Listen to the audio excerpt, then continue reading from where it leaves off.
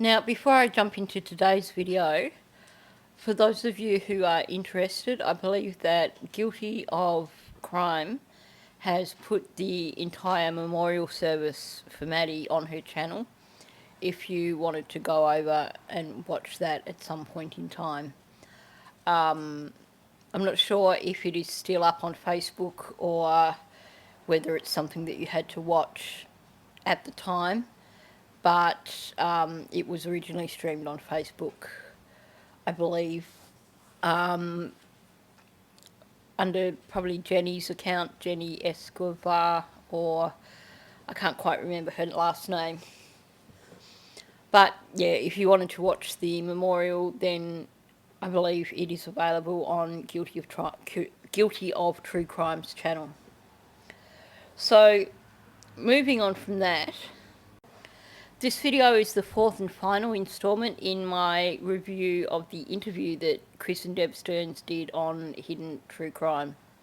So if you've missed the first three, I will put the links for those in the description for this video so that you can go and watch them at your leisure should you wish to. So this is a long video, so let's just jump in. And my horse was badly hurt in an accident, and I rehabbed him. And really, I think all of us kind of tended to go in that direction with rehabbing animals, and he was going to try rehabbing people, I guess. Now, she is truly delusional if she believes that her son is capable of rehabbing people, for starters, and if she believes that he'd be interested in anyone other than himself. What a joke. Now, it's interesting that she's talking there about her horse having been injured and her rehabilitating her horse. That, to me, says that Stefan probably did get hold of those bottles of whatever it was that she was injecting her horse with, and probably was claiming that he was putting his own stuff in them and tipping it in girls' drinks to get them pregnant. Like I said, I doubt that he was actually doing that. It was probably just a teenager bragging, trying to convince people of God knows what. Don't know what he got out of it other than probably seeing shock on people, and it probably gave him a sense of power to do so. Yeah, I don't say that casually. I mean it seriously. He had his ups and his downs, and he had things that he had done wrong, and he dabbled in stuff that he shouldn't have probably, but he never got addicted to it. So I think he empathized with people who did. Seriously? This guy's entire life evolved around what kind of drugs he could get.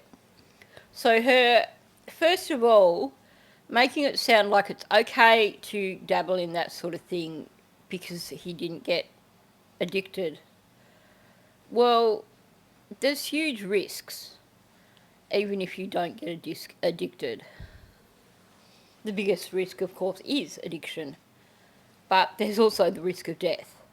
But she's trying to normalise behaviour that was essentially illegal. And she's admitting that he was into drugs and stuff. It's one of the times she's actually come close to admitting truths about her son. If that helps, I don't know. He always things that really made me angry, still does, is he always covered for his friends. He would lie to us about what they were doing when they were doing something wrong. And I felt like that was disloyal to us, because he would bring them into our house and ask us to help them. Okay, here's where we need to acknowledge the motivation by what she's saying here. She's saying that he would basically lie to protect his friends. And we know that, I believe it was the phone conversation that they had with him, but there is definitely a record of her basically saying to Stefan while he was in jail that he needs to squeal on Jenn and he needs to stop taking the rap for her and let her basically cop it for her part in what happened. Now, the way Deb was saying it implied that it was all Jenn's doing and that Stefan had nothing to do with it, which we know is not the truth. But I must admit, I think Jenn did help cover for him, and it's a shame that he won't speak up and basically say that she helped cover for him. But I guess doing so would probably mean admitting guilt, and we know that he's such a narcissist he will never admit guilt. So I don't think that any charges are going to come against Jenn based on anything coming from him.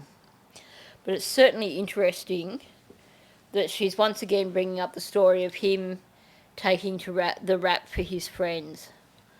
Now, can we be quite honest here? I don't think his friends were the ones who needed to be taking the rap in the first place. I believe, based on the sort of stories that Sterns told, that essentially if there was something that was done that was out of order, that if he finally got caught, then he was probably putting it on his friends. And when questioned why he didn't say anything earlier, he was probably saying that he was protecting his friends. But at the end of the day, the guy's not a Boy Scout. He never was a Boy Scout. And it is such a naive thing for her to say, to give this notion that he would cover for his friends. He was so virtuous. Like, bullshit. The guy's a narcissist. He wouldn't cover for anyone but himself. And I would, because my mother did the same thing to me. You know, any of us who had a friend in need, my mother's house was open. If she had a child in need, house was open. She took me back in when I needed it.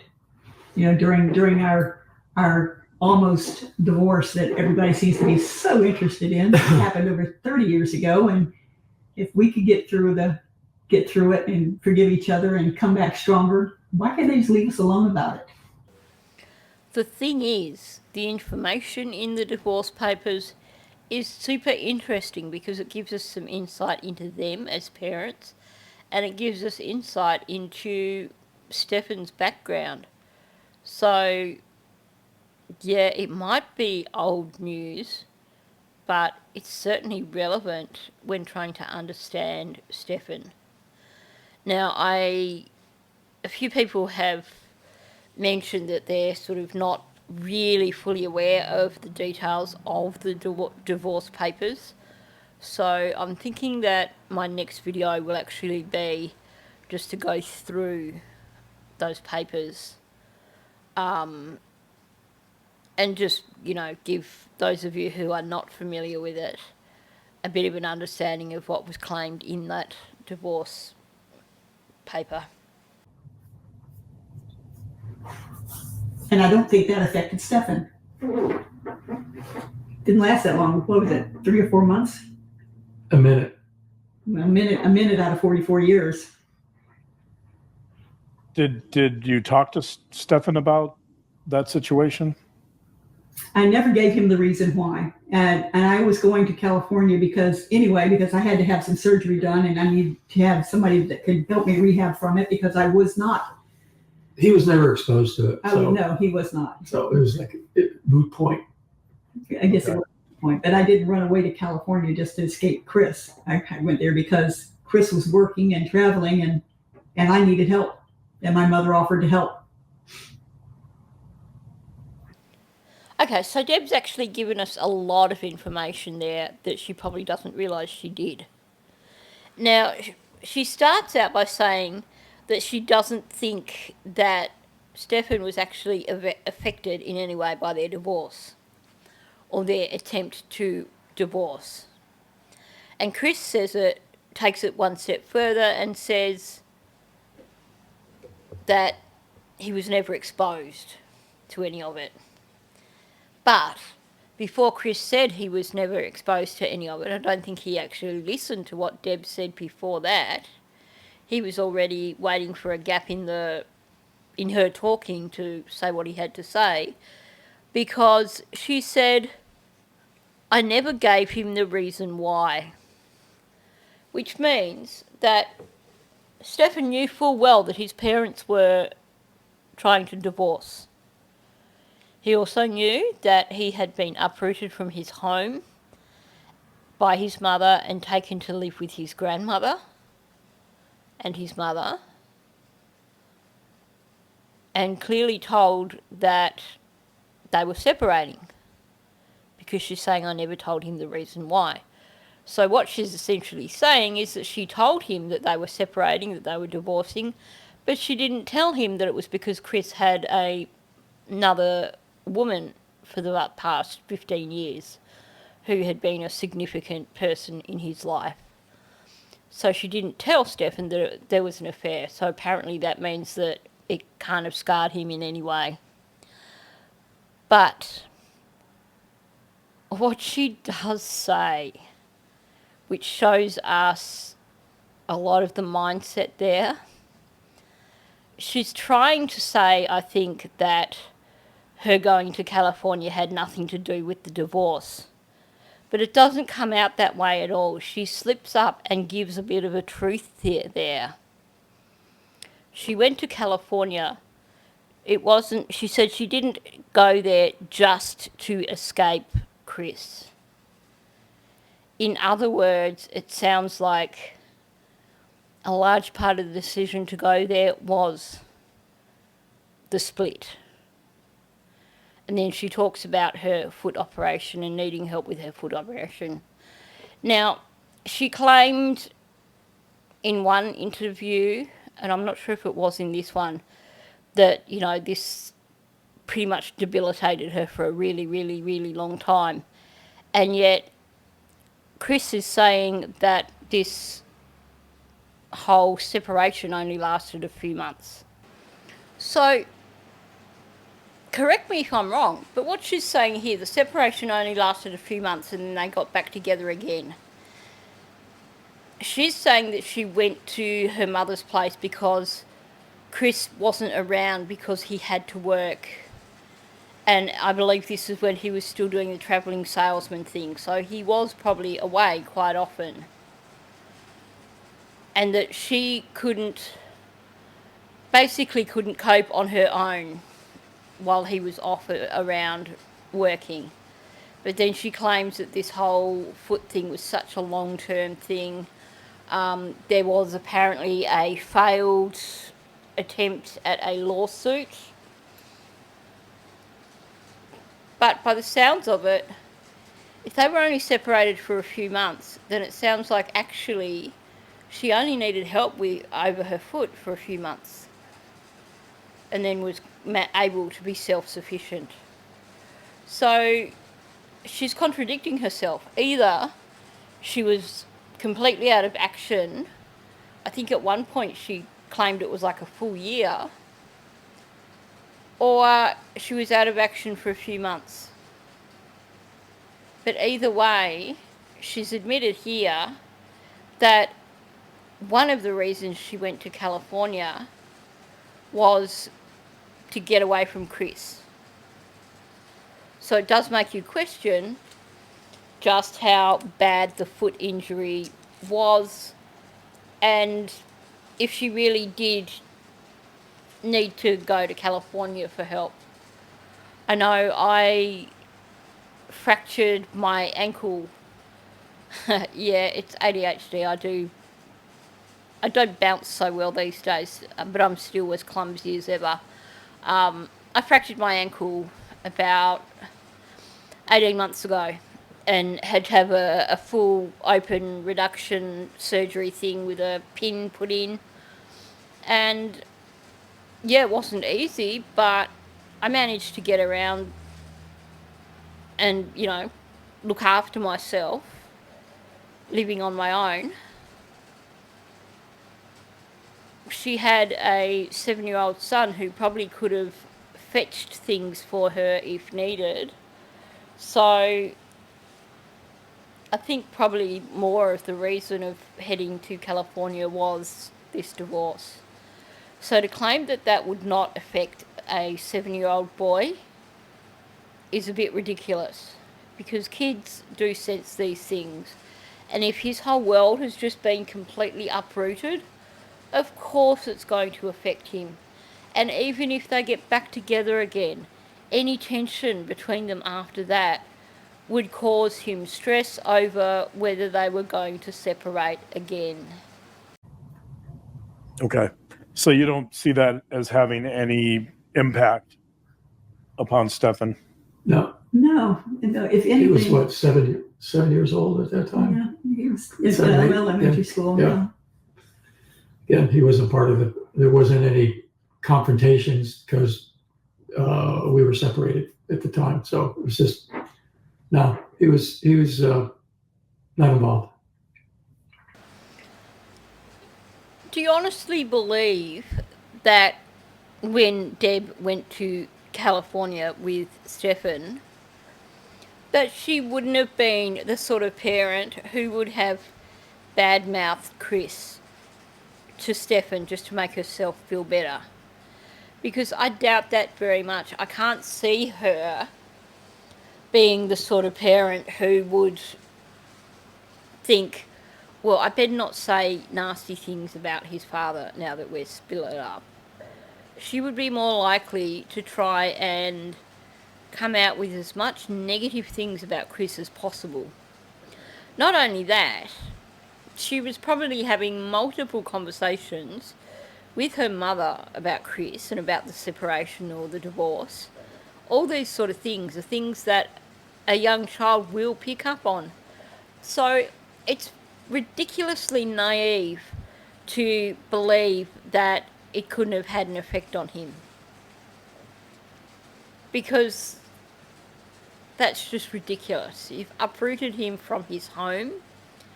Clearly he was not having any contact with his father during that period of time. I can hardly see Deb being the sort of parent who would say, do you want to just speak to your father on the phone? Or inviting Chris to come up and spend a day with Stefan. It just wouldn't happen. And yeah, it is interesting that Chris is saying that it was around when he was 7. We're told that he had that accident when he was around 8. I would like to know the exact time frame, as in how long after they separated did he have that accident, because I do believe that any changes in his behaviour around that time probably did relate back to their separation. So just in general, as a child, how would you describe Stefan? Before or after? I would say it's two sides of the same coin. There was one side absolutely delightful and beautiful and wonderful and proud to be his parents, and there was the other side that came later that sometimes you didn't even like him. I mean, imagine saying that in public about your own child. Sometimes I didn't even like him. I always say, you can say you don't like the behaviours, but you should never say that you don't like the child. You need to separate the behaviours from the child, but it seems like she didn't do so. And honestly, from everything I've heard, it sounds like she spent a lot of time criticising him, being probably passive-aggressive, probably being verbally abusive. And I think he is a product of, or largely a product of, their parenting. I think they definitely overindulged him. And I just don't get good vibes from Deb at all. But you have Chris again claiming that he basically turned into a monster after this accident. Well, apparently they never took him to counselling or anything.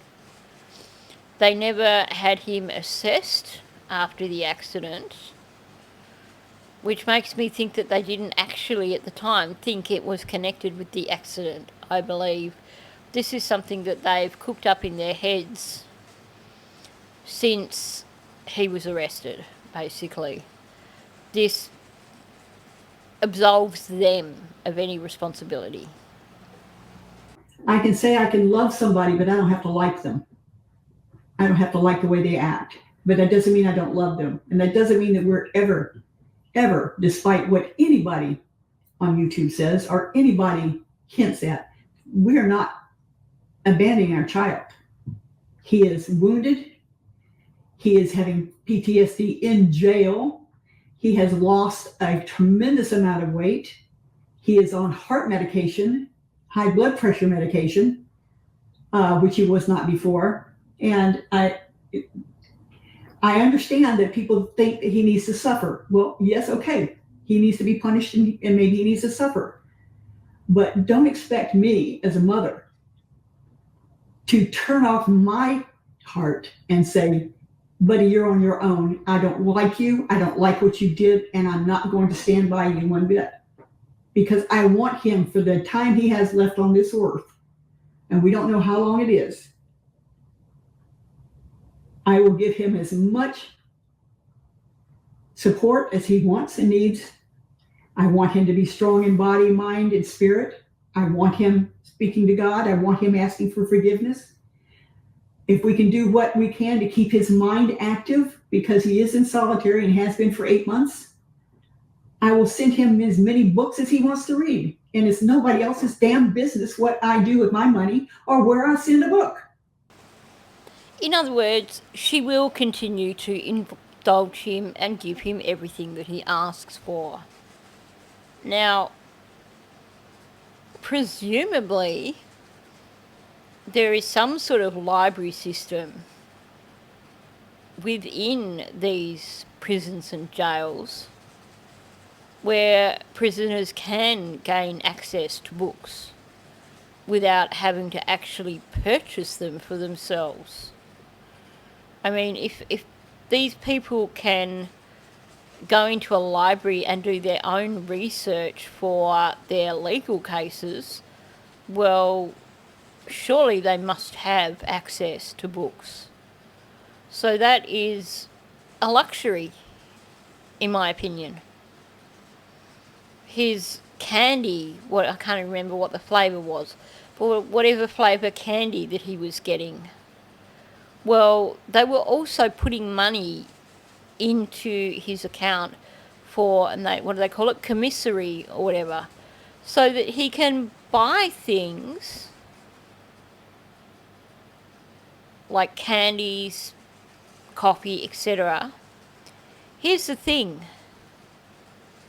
He should get off his ass, get himself a job while he's in jail so that he can get his daily allowance from working and buy those things for himself.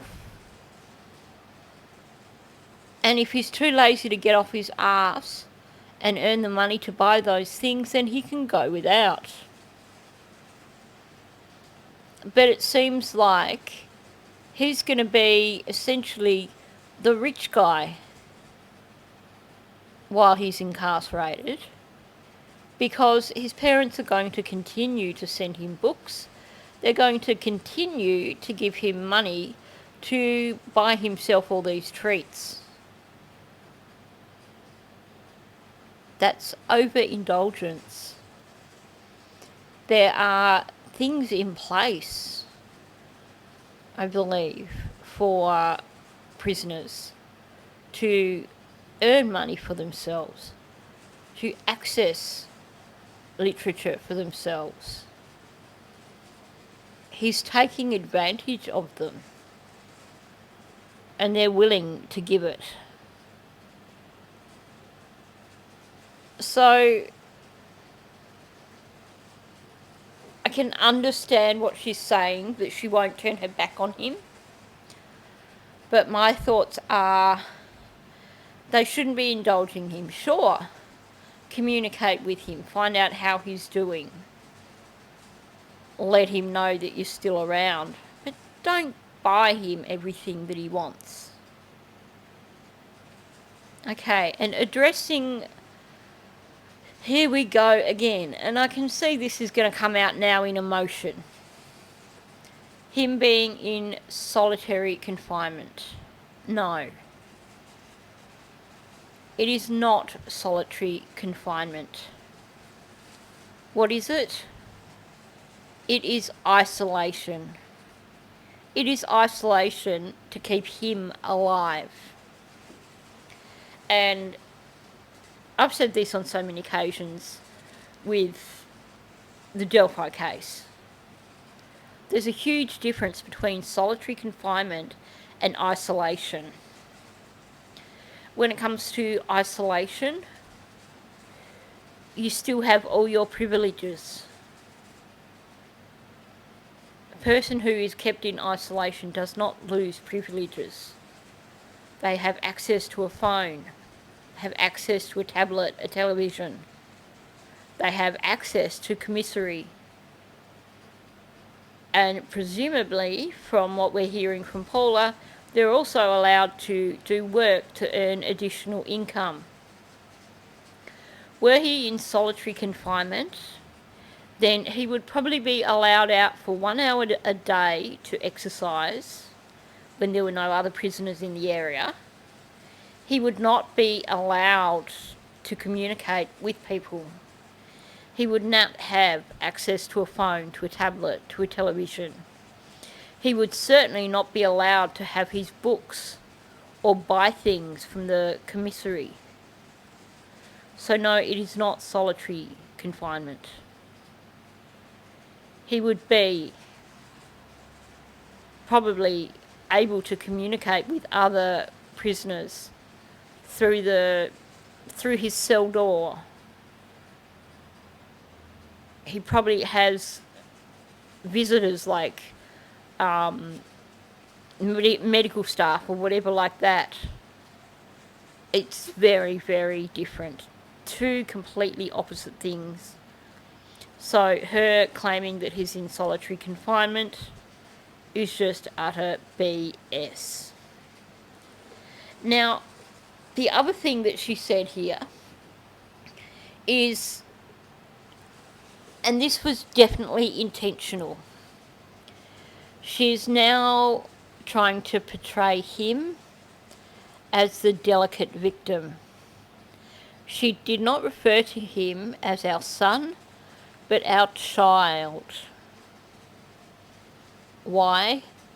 Because that is giving the impression of him being defenseless, him being helpless, him needing to be cared for. Saying that he is wounded and has PTSD. What? He's wounded. What? His heart's broken because he did this crime. How dare she even claim that? And to be inferring that he has PTSD over Maddie's death. Well, good for him. I hope that he can't sleep. I hope that he sees her every time he closes his eyes. Does she really expect people to show sympathy for her son, over what he did? It's ridiculous. Claims of him having lost weight. Well, you know what? We've seen him in court appearances, and he certainly doesn't look haggard or anything. If he's lost weight, it doesn't show, that's for sure. And as for the medication, now let's address this. She talks about him being on heart medication and medication for high blood pressure, which he was not on before.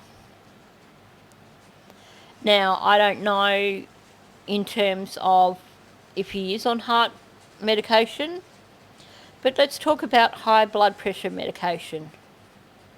One of the medications that was mentioned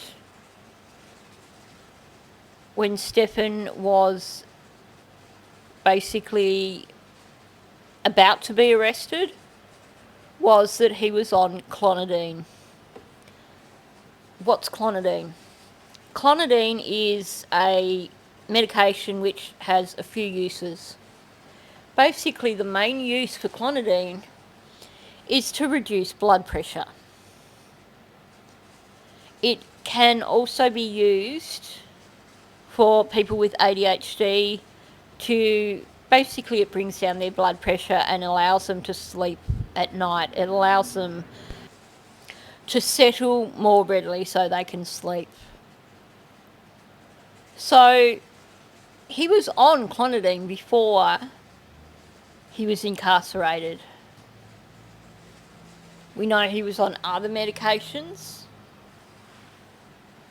And I don't know, but perhaps she could be interpreting the clonidine as being heart medication because it does lower blood pressure.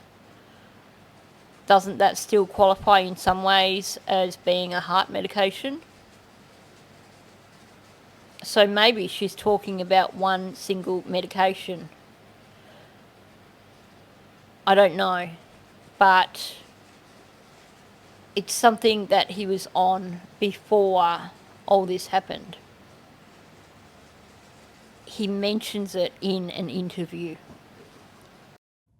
They all have to be approved by the jail. So, and if we want to give him commissary money so he can have coffee or hard candy, whose business is it of it?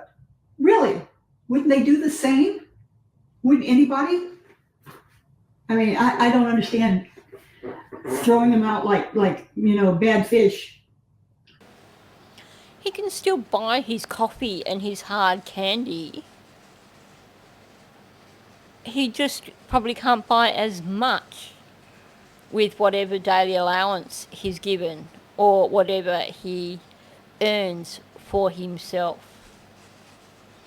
And I would imagine that, maybe I'm wrong, but wouldn't they be given some daily quota of coffee, like, coffee sachets or something? I would imagine that, they would be given in meal packs or something so that you get a coffee sachet twice a day or something. So maybe he just needs to cut back on caffeine. It's not meant to be a 5-star hotel where you have all the luxuries of home. It's not meant to be something where you can just buy all the coffee you want and all the lollies you want. And to me, they're still enabling him while he's in jail. Yeah, our love is unconditional and unwavering. It's not going to happen. So, and I don't know how a parent could take that attitude and just abandon their child in spite of what they did. Obviously, there's a reason for what happened. He certainly wasn't raised that way, and we're just not going to abandon him. It's not going to happen. You're his parents. Yep. I'm going to read, just to reiterate this point. I'm going to read another short paragraph here that you guys sent that I think makes this point very well. And this is from you guys prior to our interview.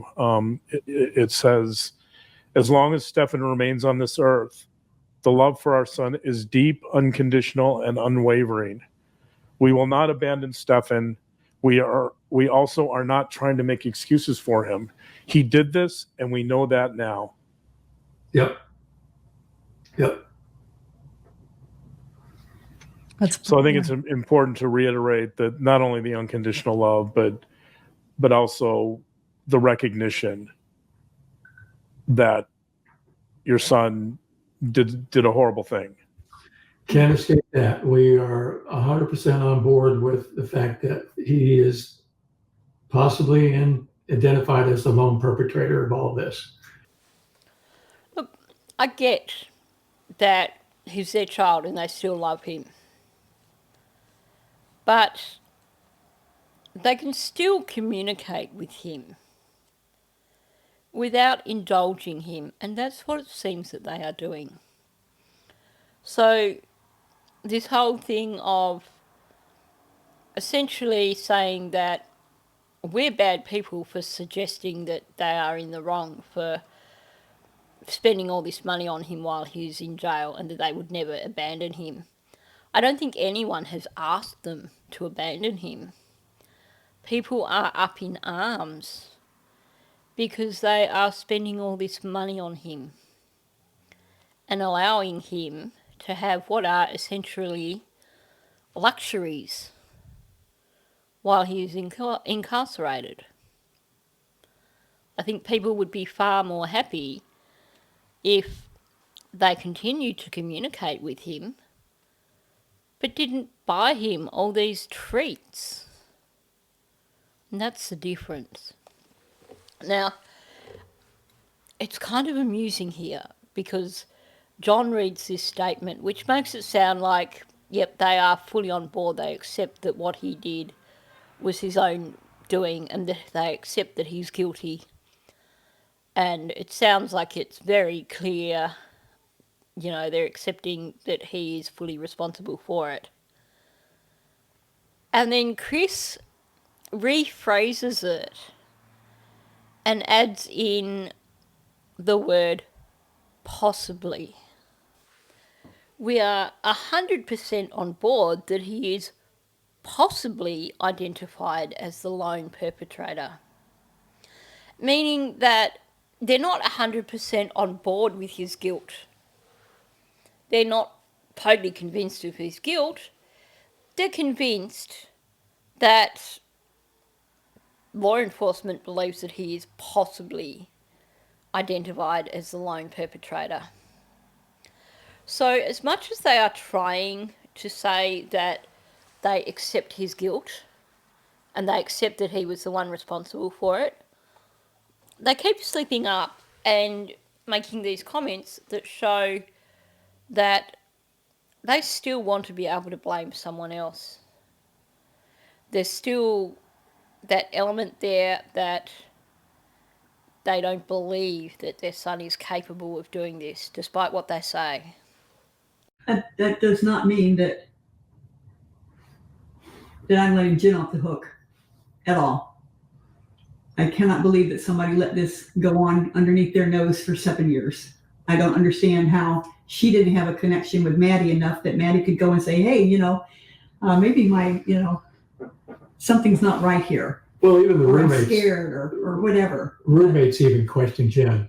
I said, you're okay with this? You're allowing this? I was like, huh? And apparently she did. But the immunity just galls me. I'm sorry. It galls me. All of the lies, all of the things that she did are all wiped clean. She never has to worry about it again. So let's just be clear on this. Yes, we all feel a similar way about Jenn. But for us, it's because of Jen's actions contributing to Maddie's death. But the context of what they're saying here, they're not talking about Maddie here, are they? They're angry with Jenn because they believe it's her inaction that caused Stefan to end up incarcerated.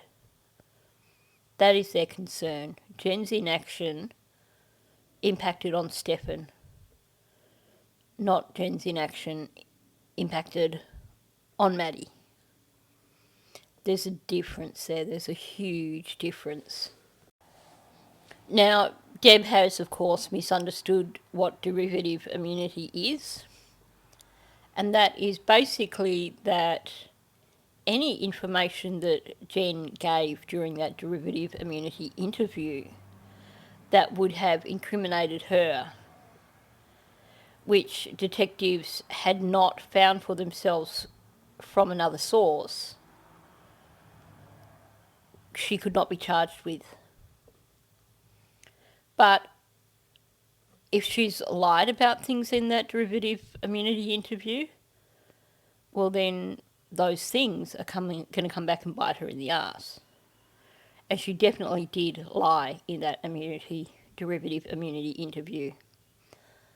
There's also many things. That interview was only an hour long. There's many things that the detectives avoided asking, not the detectives, the prosecutor avoided asking her during that interview. There's a reason for that, because he didn't want her answers on that in that interview, because that basically would have made it harder for future prosecution. So yes, Jenn can still be charged. It's just that had she confessed to anything in that interview, she wouldn't have been charged for whatever she said in that interview. Now, let's be realistic here. I suspect that Deb is intelligent enough to know that, but it serves her self-righteousness better to be able to say it the way she did. It allows her to feel more justified in her hatred towards Jenn. And it also gives an excuse in terms of, let's say hypothetically down the track, that Jenn doesn't end up being arrested for this. Deb can still continue to say that what happened was all Jenn's fault, but that Jenn got away with it because of this derivative immunity. So it gives her an out, a way of lessening the blame on Stefan, basically.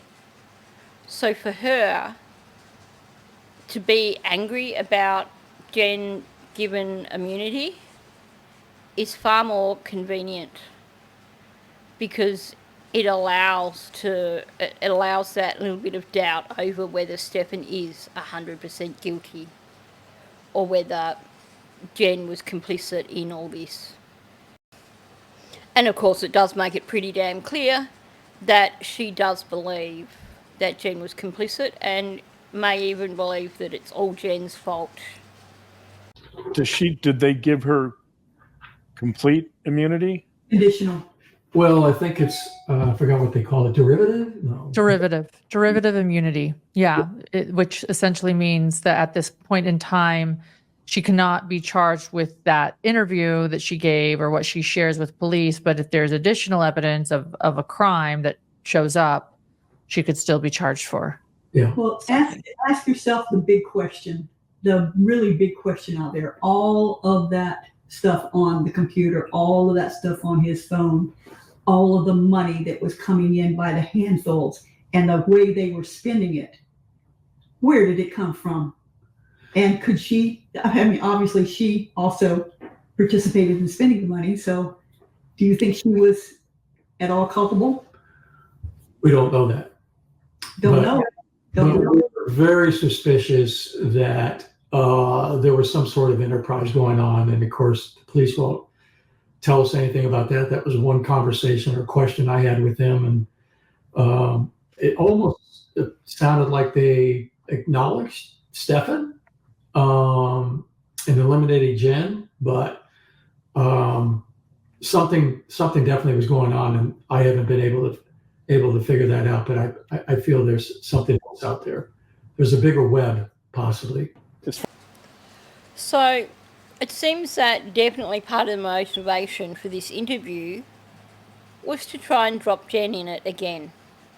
They want to see Jenn blamed, and they are once again introducing ideas, knowing that people are going to watch it and people are going to run with those ideas. And certainly, ever since this interview, you've heard this notion put out there multiple times that Jenn was also profiting from the CSAM material. Now, there's a few things to consider with this. First of all, this is an outright attempt at manipulating public opinion by Deb and Chris. They are very calculating people, and they knew what they were doing when they said this. You throw mud, some of it's going to stick. Can we believe that Jenn would be involved with this, any enterprise that was going on with Stefan? We could. Here's the thing that we need to consider, a few things we need to consider. First of all, we have it directly from the detectives that they went through her phone very, very thoroughly, and they found nothing incriminating in her phone that would suggest her being connected to any sort of CSAM ring. I think in the interview where Chris was accusing Jenn of being involved in an enterprise with Stefan, the detectives made it quite clear that it was all Stefan. And when they said enterprise, I think they were more quoting Chris back at him. It's highly likely that Stefan was trading images online. He certainly seemed to have gotten a lot of extra money from somewhere. But don't forget, he lied to Jenn, and he told Jenn that he was stealing money from his parents. He told Jenn that they had a whole heap of money hidden away at their house that he was accessing. He was also having parcels delivered to both addresses. Why would you have parcels delivered to both addresses? Because you are trying to basically fool people at both addresses. Had he been comfortable with Jenn knowing how much money he was spending on crap, he would have had everything sent to her address, rather than risk the wrath of his parents over him buying all this unnecessary stuff.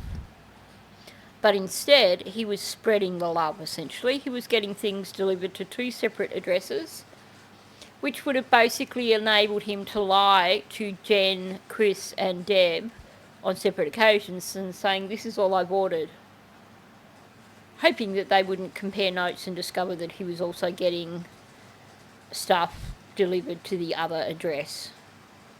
So he was clearly trying to deceive all three of them in terms of just how much money he was spending, which to me suggests that Jenn probably wasn't involved in any financial ventures.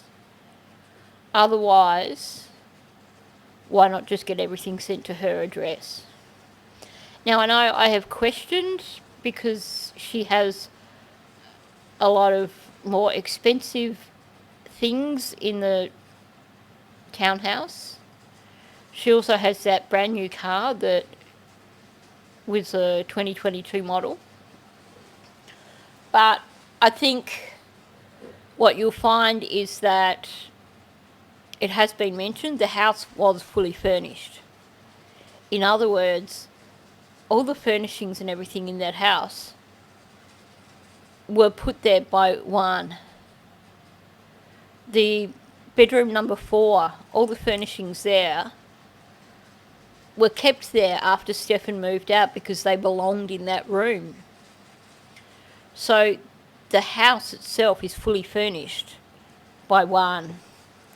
It's not stuff that Jenn had to purchase. So naturally, that means that there may have been some fancy things, like the cat litter tray was apparently one of those electronic ones.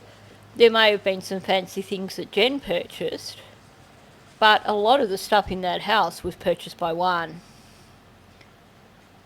The car, that does bother me, but we don't know how much money she was receiving from Tyler in terms of maintenance for Maddie. Was that money being used for Maddie, or was that money being pocketed by Jenn? We also we know that the flatmates were paying rent, but how much of that was being paid directly onto Juan? Was any of that kept by Jenn? So there's so many other variabilities in terms of a source of income for Jenn. We know she's tried jobs briefly here and there, and maybe when she's had jobs here and there, she's put money aside. We just don't know. It certainly seems that Yolanda is extremely successful as a businesswoman, and it's not beyond the realms of possibility for someone within her family who had the finances to do so to have purchased her car for her.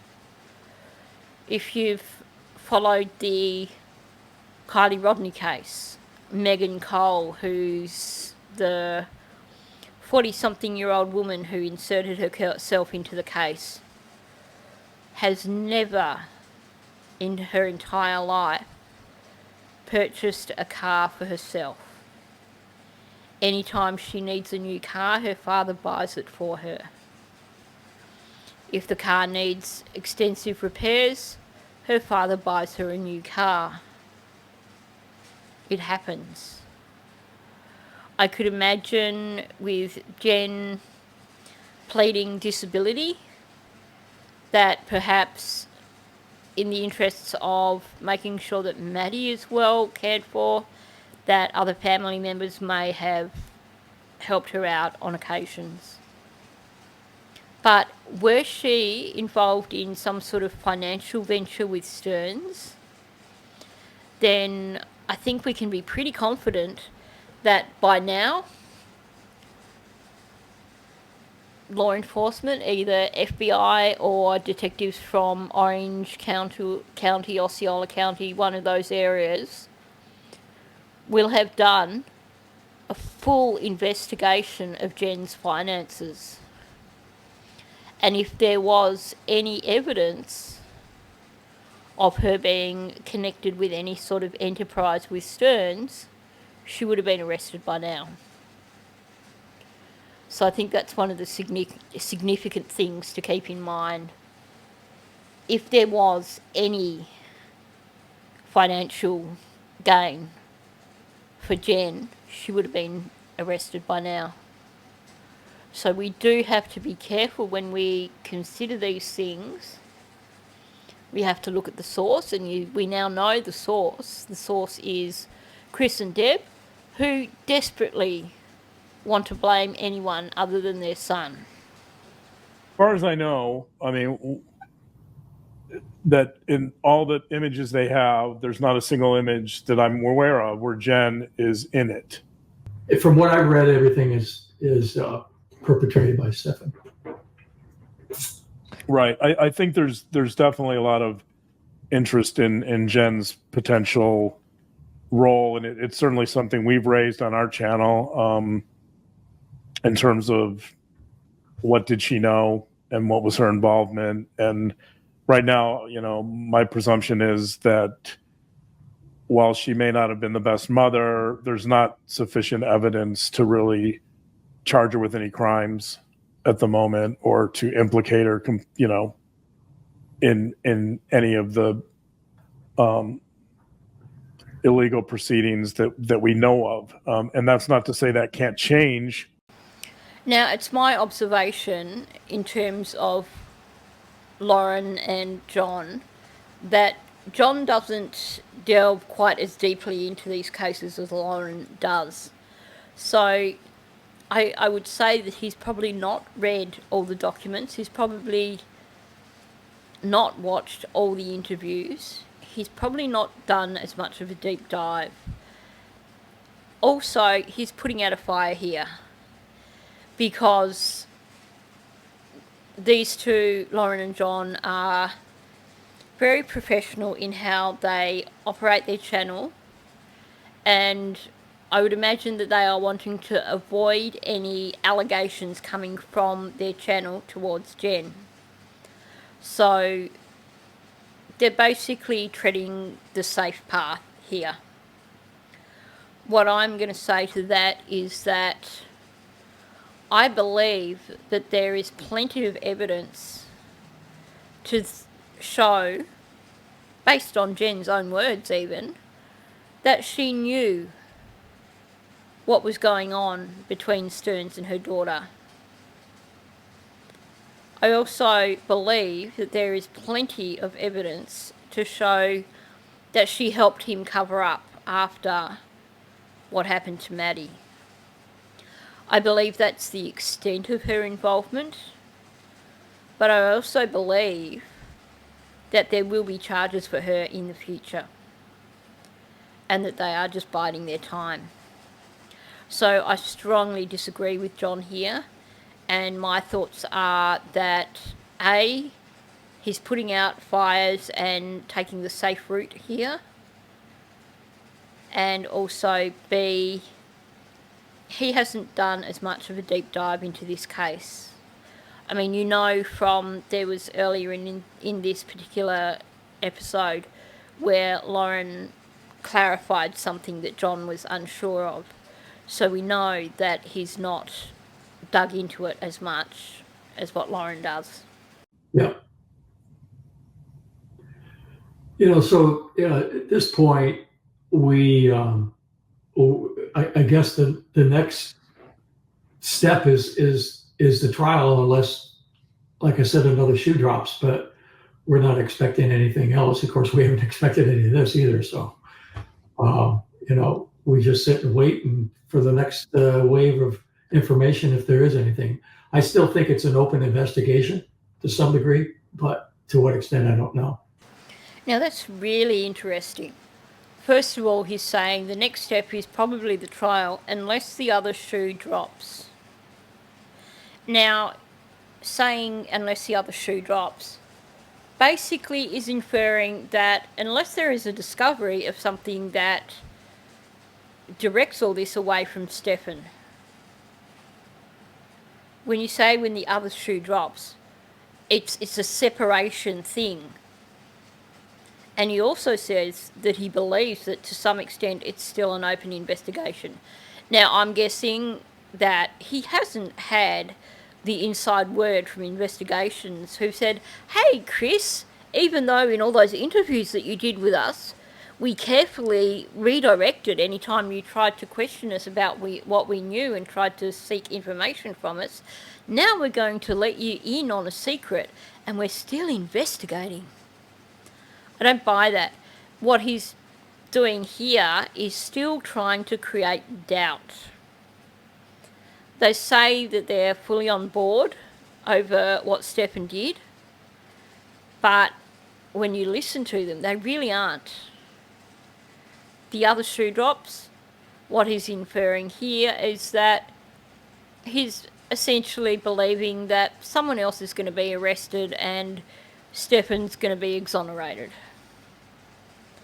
And talking about it being an open investigation, he thinks there's going to be more arrests, and maybe those more arrests will exonerate Stefan. Maybe he believes that the investigation will land it all firmly in Jenn's lap and Stefan can walk free. Well, it ain't going to happen. I think there is so much evidence to show that he was the sole perpetrator of what occurred to Maddie, and that if there are charges that come down for Jenn in future, which hopefully there will be, they will be separate from the CSAM and the Red Rum charges, but more in keeping with basically covering his ass and also having knowledge of what he was doing. That is my belief. I would like to say something. Please. And that is that for all that I thought that their relationship was toxic, which I did, We loved Maddie. And I liked Jenn. I didn't love Jenn, but I liked her. And I feel great pain for her having lost this child and her family. I can't put that aside, that she has lost her child. And Thank you. So for that, my heart goes out to her, and I say prayers for her. I say prayers for Maddie. I say prayers for Stefan. Okay, so she says, we loved Maddie. I liked Jenn. I didn't love Jenn. You can tell that it cost her dearly to say that. And I think what she would have preferred to have said, but didn't say because she was saying it publicly, was that she barely tolerated Jenn. I don't believe that she ever liked Jenn. In fact, she says, was it at the start of this interview? Or was it in one of the law enforcement interviews? That she actually never liked Jenn. So she's trying to sound genuine here. But we've heard her say in the past that she doesn't like Jenn. So I think what's happening here is she's trying to sound compassionate, and it just doesn't work. It doesn't work because of the long pause before she says it, which shows that it's like she's trying to eat something that tastes so disgusting, and she's really struggling to do so. She's really having a problem here with saying that she liked Jenn, because she didn't. And then she blows it all out of the water, if you ask me, by including Stefan in the same sentence as Jenn and Maddie. She's saying that she feels sorry for Jenn for losing her child, and that she prays for Jenn and Maddie and Stefan, because she has to bring Stefan back into it. Everything comes back to Stefan for her. This one thing where she was trying to sound compassionate, and she has to remind people that, oh, Stefan's the victim here as well. Yeah, so much tragedy in all of this. It's just, what started out as going to a birthday party has turned into an absolute nightmare. I wish I was able to prevent him from going, but it was Maddie's birthday, and She that was called an and occasion. asked him to come. So She called and specifically asked him to come. No. Yeah. I'm trying to figure out if that was an intentional attempt at victim blaming or not. He's saying, I wish we'd have been able to prevent him from going, but it was Maddie's birthday. Essentially saying that it was wrong for him to have gone there, and that under normal circumstances they would have prevented it, but Maddie wanted it to happen. Well, I don't know. When we hear that she was crying on the Saturday and didn't want to go home, when we hear that she was really upset and miserable at her party on the Sunday, when we hear that at school she was doing so much better and she was coping with life so much better, do we really believe that this is all Maddie's fault? Because that's essentially what they're saying. Maddie wanted Stefan to be there. He did all this for Maddie. He went there for Maddie. No. He went there for his own gratification. Maddie was the victim in this. Given a choice, Maddie may have preferred not to have had him there. This was all done for Stefan. You know, you happen to live, we've talked about this, in the same city as the Laundries, the Yeah. Laundries, Brian Laundrie's parents. Yeah. And people have compared you to them. And I want to point out something that I think is very clear from the FOIA documents, and that is that you've continuously cooperated with police. And I want to point that out, and thank you for that. And while your voices have sometimes shifted through the process, because as you've stated, you learned things along with the public, you were processing things. I know that since we've been talking to you, and admittedly we have talked to you before this interview, you share different views, and we've watched you sort of progress with the truth and the information that has come out there, just as we have, just as everyone has. And I want to point that out and acknowledge that for you, and see that you're changing your views and you're shifting your views and you're open. You also shared with us something that, I can't even fathom, as you learned about things slowly and were, again, processing and taking this in, and you handed over evidence to police. Here you go. Here's this, here's this hard drive. Take whatever you want. You let them into your home. Police is what I mean. They brought And our dogs in. yeah. Okay, admittedly, the Laundries were openly hostile towards anyone who was trying to find out where Gabby was.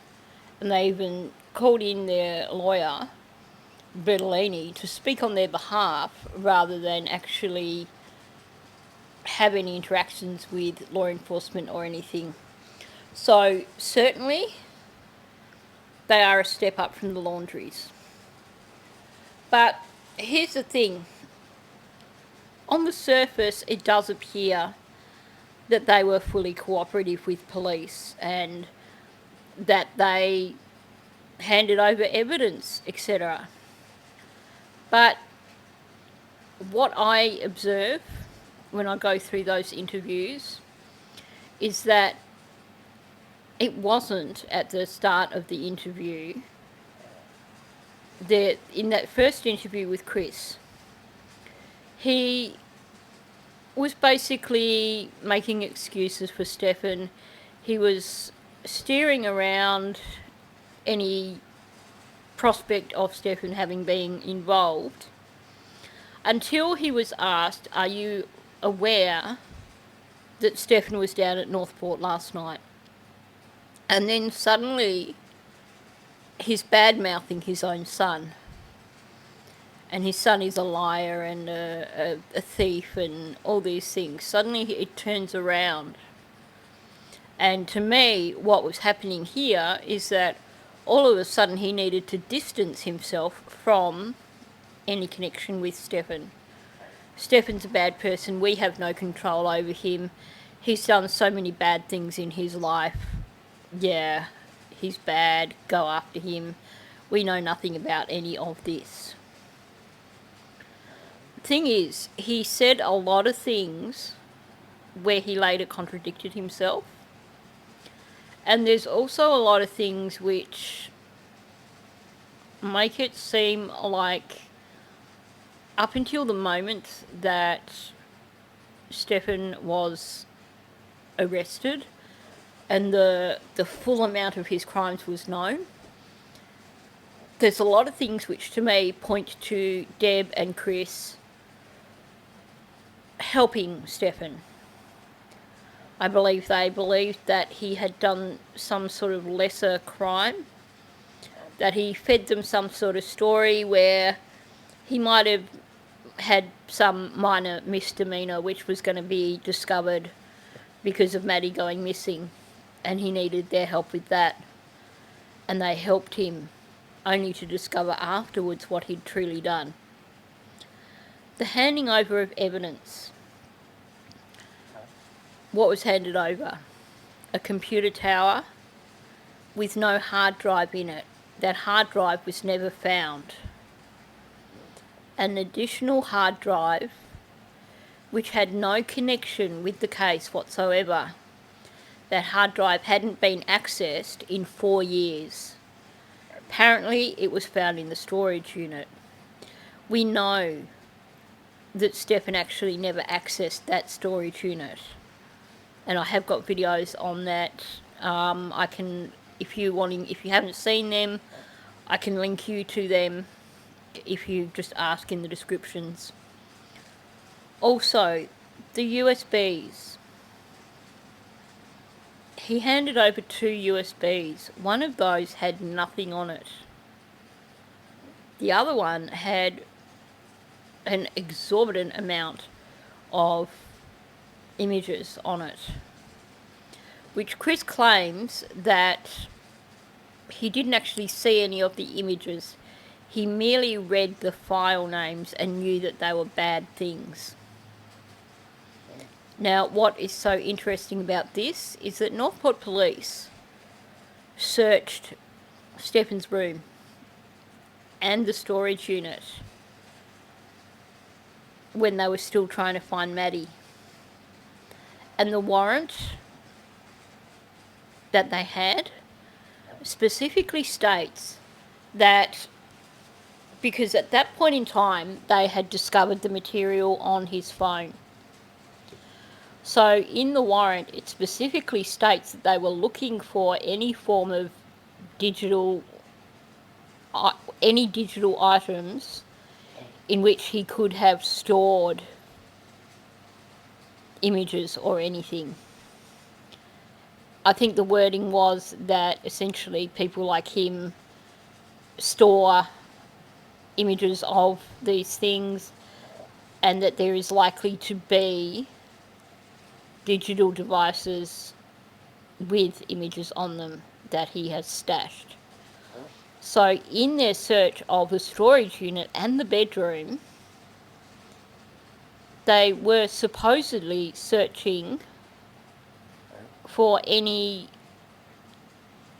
devices that may have had anything on them, basically. Which to me suggests that had that other the hard drive been in the storage unit, as Chris claims, how did they miss that? And the USBs, how did they miss those? I don't know.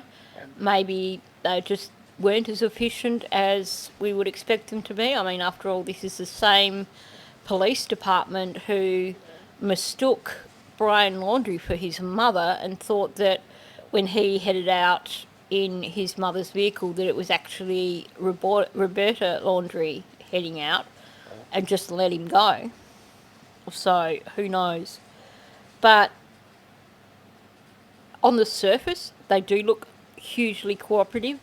But when you start to scratch the surface, you see a little bit of deception that's going on here. You see inconsistencies in statements, some outright lies, and also data which contradicts some of the things that they have claimed. I mean, Let her finish your thought. okay. No, go ahead. You can interrupt anytime. This is for us to listen to you. Well, what's interesting, like I said, that Wednesday back in February, while I'm waiting to talk to the police, I'm not even sure they're even going to talk to me. The opening conversation was, were you aware that Stefan was in Northport? What exit do you live off of? Do you know that Stefan was in Northport? I go, what? You're serious? I just drove the middle of the night, tucked him into a hotel room. I went to bed, and within an hour, he's out of there. He actually runs to St. Cloud, then he goes to Northport. And I said, you're kidding me. Of course, I learned hours later when Jenn called me, I go, do you know where Stefan is? I go, no. What do you mean, where's Stefan? He isn't with you? I asked him, I said, hey, look, there's a desktop computer at home. Maybe you guys should come get it. He said, okay, we'll make arrangements to do that. Only to find out that the hard drive was removed from it. I know it was there Sunday morning when he left, because I told the police that after I found that out.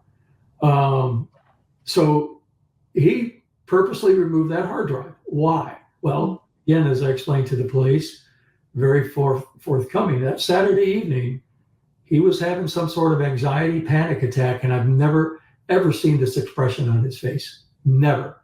and something he had some sort of information and had no idea what it was, but he was really panicked. Now, I had originally taken on face value what he said about him having some sort of anxiety panic attack on the Saturday night, and that he had discovered some sort of info. But I'm wondering now if this is another way of him trying to deflect from Stefan actually getting into the house when he made that early morning drive. Now, first of all, we just need to acknowledge Chris has got himself confused here, and the idea has stuck in his head that when Stefan went to Northport, first of all, he drove out to St Cloud and then drove to Northport. So he's getting two different events mixed into one. We know that he went to St Cloud the night before he went to Northport. So just clarifying that. But what he's said here is he's trying to establish that Stefan had a reason to remove the hard drive from his computer that had something to do with the Saturday night. He's originally said that he purposely removed that hard drive. It was in there on the Sunday before he left. So he is saying, on one hand, that the hard drive was still in the computer before Stefan left, meaning that Stefan would have had to have returned to the house to have removed the hard drive. Well, when could he do that? Only one opportunity, and that's when he returned to Northport. And we know that he was actually logged on at their house during the time when he was at Northport. But then he tries to establish this, there was something that happened on the Saturday night that he found out that caused an anxiety or a panic attack. Almost as if he's trying to infer now that actually the hard drive must have been pulled out after that Saturday night event. And forget what I said about him having, about it being there when he left for Kiss Me, but he must have removed it before then. So he's still trying, I think, to cover up the fact that Stefan was in the house the morning before he was arrested, because he's trying to redirect to something having happened on the Saturday night. Now, that said, one thing that I find particularly interesting, and this was something that I followed up on from a video that Paula did. She had had a look at Stefan's account on Reddit. And on his account on Reddit, on the Saturday before all this happened, there had been somebody who had made a comment it was in a chat room for teens. And this person had gone into a chat room for teens and said that they believed they were pregnant. And essentially inferring that it wasn't a good thing. And Stefan actually commented on this comment made by this person where they said they believed they were pregnant. Now, the thing that's interesting is that after Stefan's arrest, that whole thread was deleted. But you can still find it if you go in. There's a few different sites that you can use to find deleted things on Reddit. And I've done a full video on this, which I will link in the description below. But what was interesting was the person who made that comment, their whole account was removed. The timing of it fits with the timing of Maddie having a stress out. and Stefan having a stress out. And I speculated in that video that maybe there was a connection with that. Definitely worth watching that video if you are interested. So it seems quite possible that Stefan was having some sort of anxiety attack on the Saturday. But whether that is connected to the hard drive being removed from the computer, I think that's doubtful.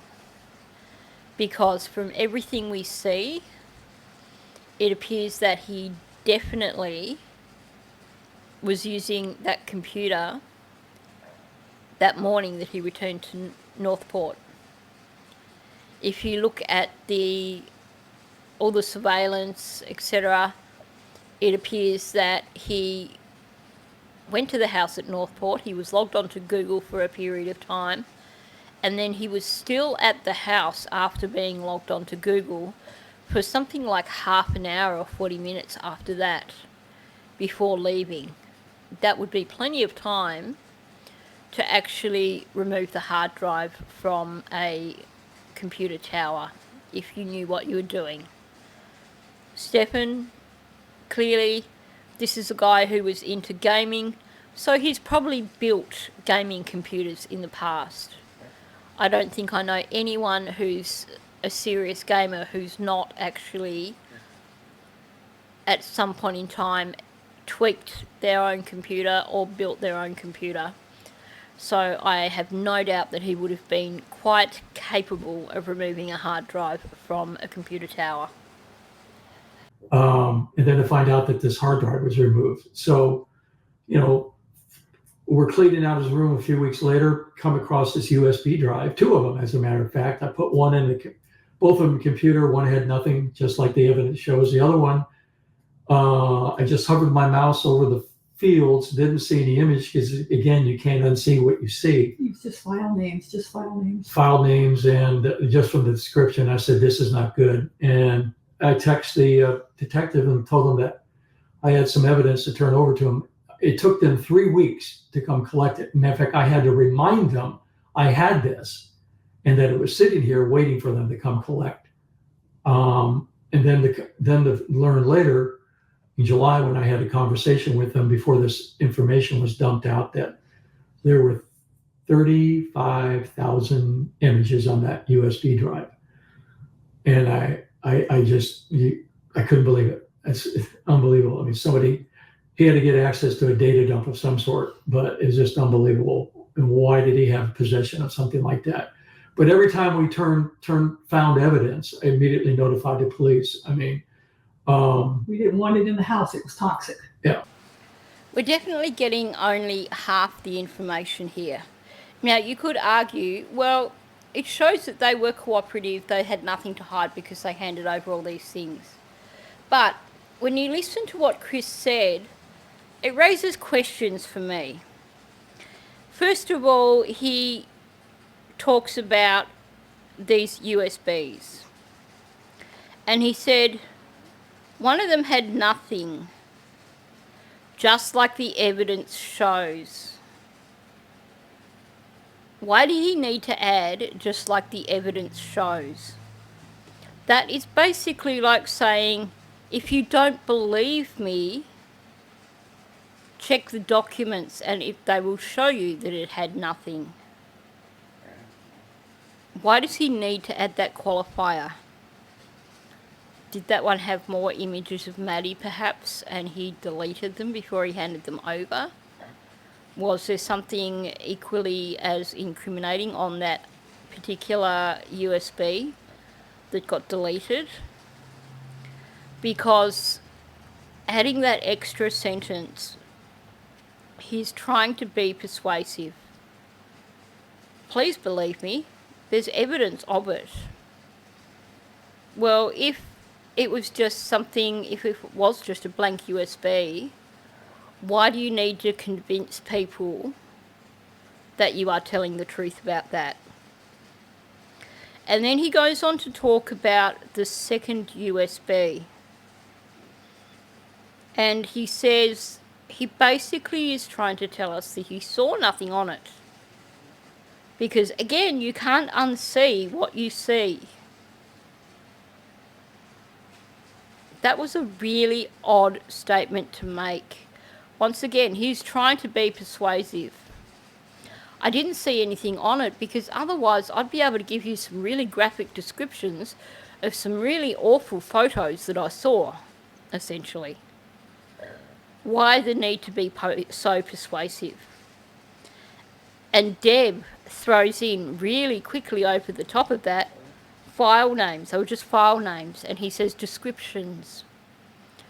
Now, if you have saved 30,000 images, are you going to name them? Are you going to give them incriminating names? I can assure you, if you went into my Google Drive right now, I have several folders. I'm one of these people who takes endless photos of their pets. I have got multiple folders of photos of my dogs. The ones I've got now, ones I've had in the past. None of them are labelled. They just come up as, image 063 or something. Who's going to sit down and label 30,000 images? Nobody. The only way Chris could have known what was on that USB was if he did actually see those images. So why is it so important to claim that he didn't do so? There's definitely more to this story. He claims it's a data dump from Stefan. Well, I would imagine that it's been something that's been collected over a long period of time, not some sudden data dump. Just my speculation. I'm no expert on these things. But to me, the fact that there is what appears to be an attempt at deception here says that there's some other motivation here behind handing over this evidence. Could it be, now the timing of it, they handed all this over before Stefan was charged with the Red Rum stuff? Were they aware that there was a grand jury meeting thingy occurring? And that this indictment was coming down? Was this something that Stefan's lawyer gave them a heads up on? And was this something where it was like, well, we need to get rid of this stuff now before things get worse? Here's the thing.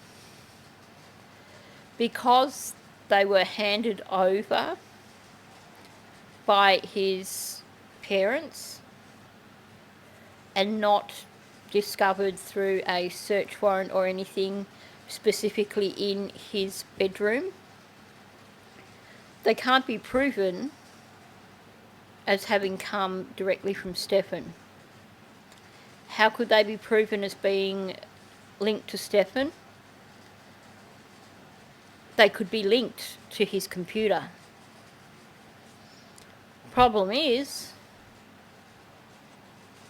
the tower that was handed over at the same time as these USBs had no hard drive. So, without a hard drive in that tower, those USBs cannot be directly linked to Stefan.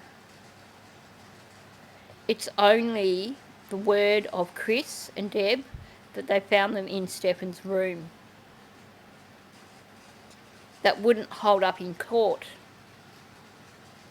because there's no evidence linking those images with a computer owned by Stefan, because that computer does not exist. or the hard drive for that computer does not exist. So how cooperative were they? They didn't produce any useful evidence. Didn't want it in the house, but at the same time, we didn't want any appearances of being complicit and trying to cover anything up. We were, at this point, we weren't interested, and we wanted the truth out there. Yeah, I remember you sharing that, discovering those, that 30 over, I just can't even imagine how many images, and learning, right, that Stefan had this in his possession, and I can only imagine. I didn't even know I don't know how big that drive was, but I didn't imagine that you could hold 35,000 images on it. Well, I guess they can hold gigabytes of stuff, so I guess they can, but it's just hard to believe it. They're trying really, really hard to be super convincing. We didn't want to appear complicit. And I believe that statement because, like I said, from the moment that detectives told Chris that Stefan had been down at Northport, suddenly everything Chris was saying was about Stefan being a liar, being deceptive, stealing from them, putting it all back on Stefan and distancing them from him.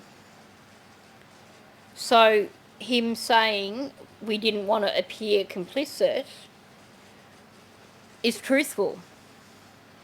They were doing everything they could, perhaps to the extreme, to separate themselves from Stefan's actions. Once again, in my head I hear, I think the lady doth protest too much. Okay, not a lady, but you know what I'm saying. And as if to hammer that in, he then comes out with, I couldn't even imagine that there were 30,000 or 35,000 images on it. And then he admits, well, you get ones that are 1 terabyte. This is a guy who has previously admitted that he is extremely technology savvy. So he would know full well that you can, on a decent sized USB, store 30,000 images. So once again, a little bit too much protestation, if you ask me. Seems to me that they were fully aware of what was on that USB, but they want people to believe that they weren't. I feel sorry for the person who went through it and looked at every single image. And the detectives did. Yep. I mean, how do they unsee that stuff? How do they even? I feel like I need to give prayers for them. They really, that had to have been so hard. So hard. And again, pushing the point too hard. Did she see those images as well? Did they look through all the images? Did they look through a number of images? It seems that from the way she's talking that she has visuals in her head of those images, because she talks about it must have been so hard for them. Well, my take on it is, God, imagine it would be an icky job to do, but at the same time, the people looking at these images have probably seen this sort of thing before, and they've probably learnt to compartmentalise. I feel sorry for them that is part of their job, but I don't think it would have been as hard for them as what she is thinking. And I'd imagine Chris would know that, and he probably would have explained that to her. But they're really pushing this point about how bad it was that there were all these images, and certainly it was bad, but they just seem a little over the top, and her saying that she felt that she needed to say prayers for the detectives who saw all those images. Well, I can imagine, yes, they would be very angry at seeing those images. But like I said, they're doing their jobs. There's compartmentalisation that occurs with that sort of thing. I can't help thinking that they are protesting just a little bit too much and just over-explaining this whole thing with the images. That's just my opinion. Please let me know if you disagree with me with this, because I'm by no means correct about all this. What I'm doing here is expressing my opinions based on what I'm seeing, what I'm hearing. That doesn't make it right. People who said that he should have thrown Maddie in a lake and let the alligators eat her, or, you know, throw in the woods and let bears eat her, or whatever. I don't think that he did that. I think he was careful in placing her where she would be found quickly. I think somewhere deep down inside, he did not want her out there very long. You know, I can't blame her for wanting to believe that, but the evidence that we're seeing is the only reason Maddie was where she was because of the blowout in his tyre. And when you look at the location where that was, you look at where he was headed, you listen to Jenn repeatedly referring to Lake Lizzie. You hear references to Jenn going hiking out at Lake Lizzie. You even hear Jenn talking about gators. And if you believe, like I do, that Jenn had perhaps given him directions on where to go, I don't believe that Sterns wanted Maddie found. Why would he want her found if that would link back to him? I believe that he probably was headed for one of those lakes, and he was hoping that Maddie would not be found and that they could continue pushing their abduction story. That was the plan.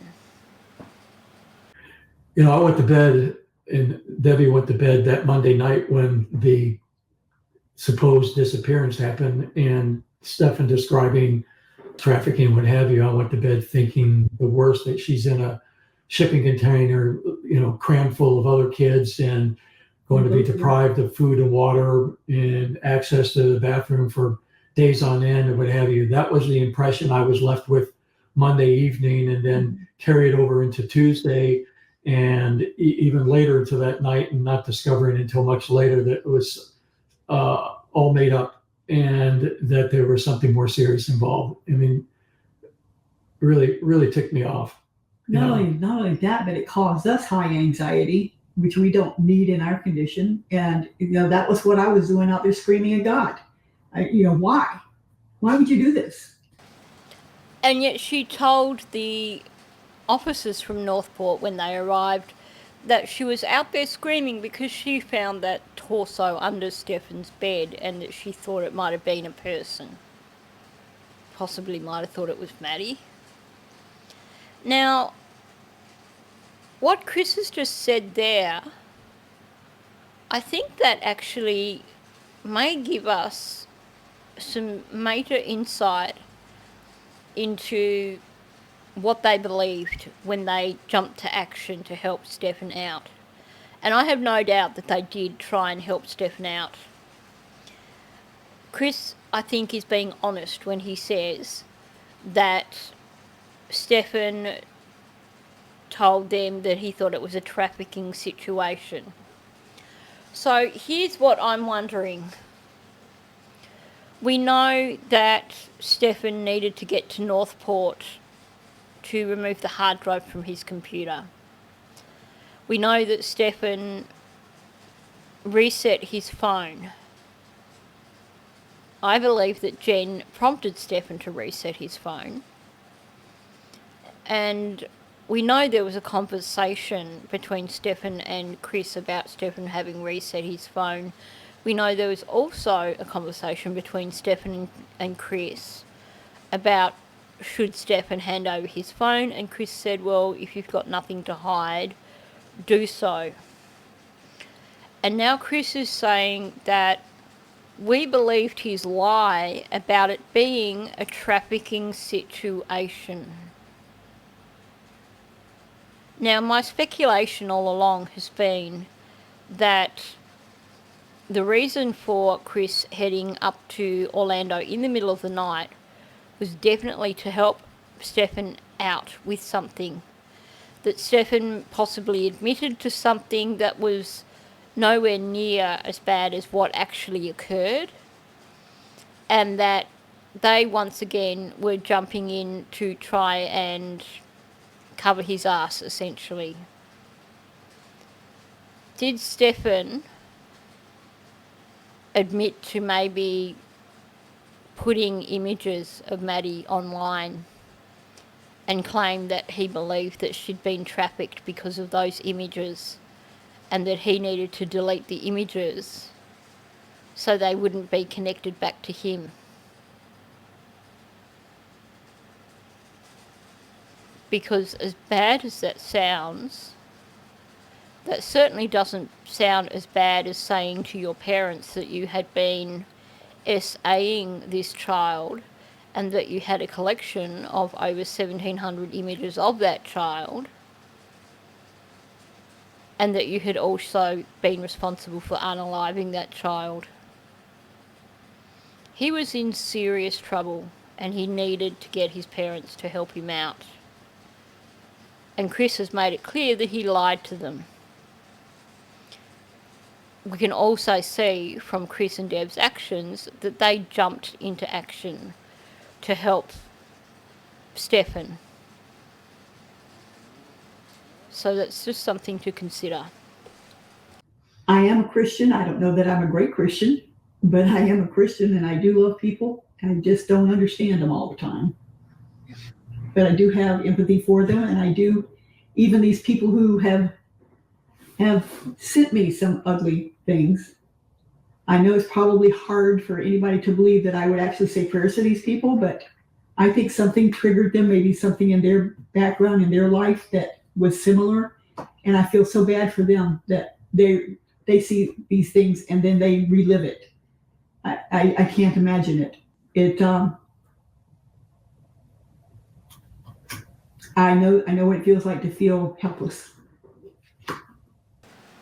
Now, I know I do criticise the Sternses and I criticise Jenn, and I've made my feelings about them known quite clearly, but I can never condone the Bullhorn Betty approach. People making direct contact with any of these people to harass them or threaten them or even sending them things. Because at the end of the day, they weren't the people that unalived Maddie. And even if they were, that's up to law enforcement to deal with it. And vigilante type behaviours don't help. I think back to the Brian Laundrie situation, when there were people just camped out at the front of the Laundrie's house for ages until Gabby was found. And the thing that I didn't like about that was the impact that it had on all their neighbours. Imagine having that going down in your street 24/7, just non-stop, and with people out there with their bullhorns, yelling, making a fuss. It would be utterly intolerable. So, no, I don't condone contacting people such as I was going to call these guys the Laundries, contacting these people in this case, harassing these people in this case. To me, that is definitely overstepping the mark. Do you feel that, so setting aside Jenn's responsibility, that's still unknown, right? You know, we can speculate, as you said, we're speculating, we don't know. Do you feel, though, that Stefan manipulated Jenn? I think they manipulated each other. Yes, yeah. They manipulated. She was. Based on his actions, that Monday morning, he certainly knew how to manipulate her. I mean, going in to collect the dog, making sure she didn't come out of the bedroom. He's got Maddie up hours ahead of school. School didn't start till 9:38, and he's got her up at 7. Right. And he's going out the door at 7:30. What's he going to do for 2 hours? I mean, when you see this timeline of stuff, and he goes, "Oh my God!" But again, taking the steps necessary to preserve, his privacy or his actions, and going in and collecting the dog, taking the dog out. And, hey, Jenn, you go back to bed. Oh, okay, thanks, appreciate it. Definitely wanted to keep her where she was at. That was underhanded, sneaky. Sounds like Chris is not quite managing to differentiate between lies and actions, because we know that he didn't physically get Maddie up at 7 o'clock in the morning. Maddie was already deceased. Sounds like he had her out in the car before 7:30 in the morning. Unless, of course, Chris knows something that we don't know, and he did take Maddie out to the car at 7 o'clock in the morning. If it's February in Orlando, would 7 o'clock in the morning still be dark? Maybe he took her out to the car under the cover of darkness and then left at around 7:30. Maybe the plan was, if anyone saw Maddie in the car before he left, to say that Maddie had gone out to the car early because she was excited about Macca's, but then she was napping waiting for him.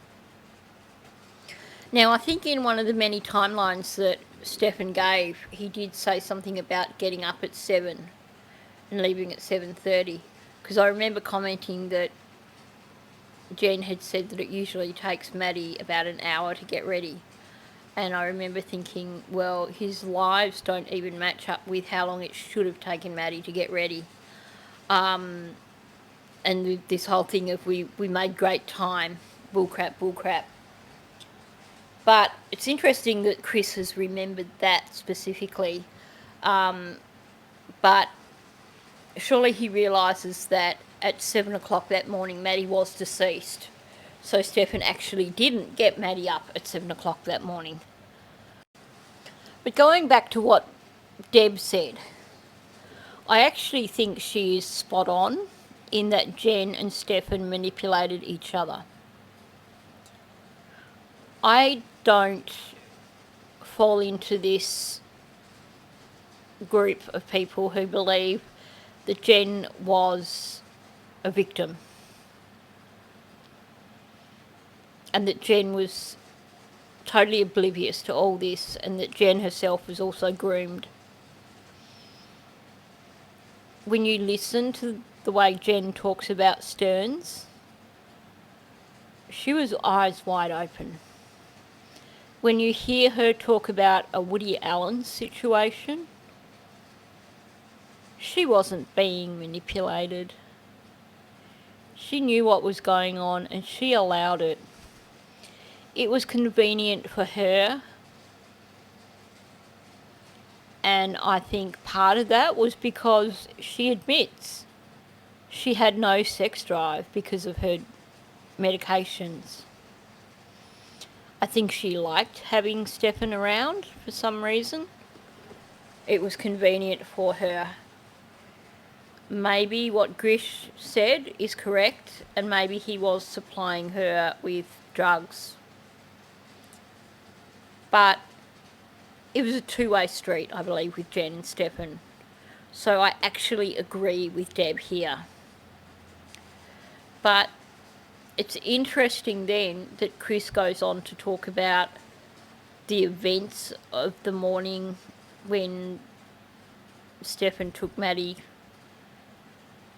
and put her in the car and did all those things, because he's pointing out how manipulative Stefan is, and Stefan was manipulative.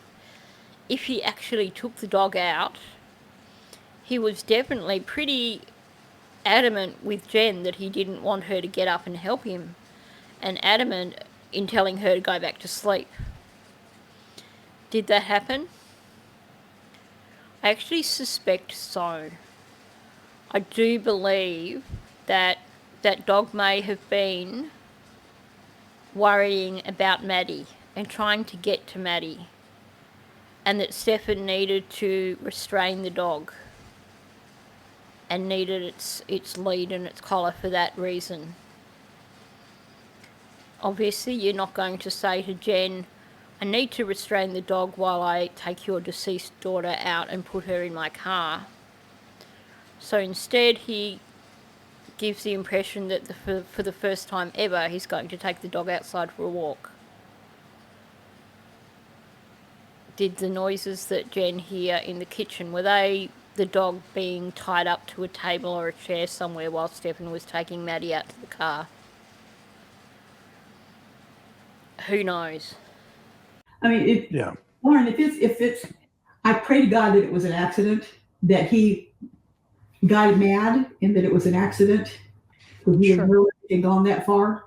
Sure. Because he did tell us that he put her, she went to bed, and that when he went out to walk around and blow off some steam, he came back and to check on her, and she was cold. He said he discovered her. Okay, so.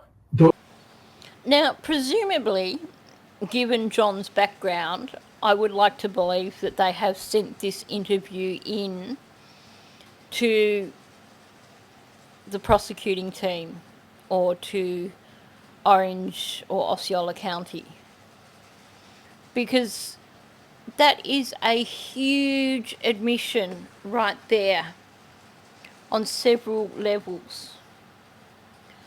First of all, when Deb says, I pray to God it was an accident, what's the meaning behind that? She's not saying that she believes 100% that it had to have been an accident because her son's not capable of doing it premeditated.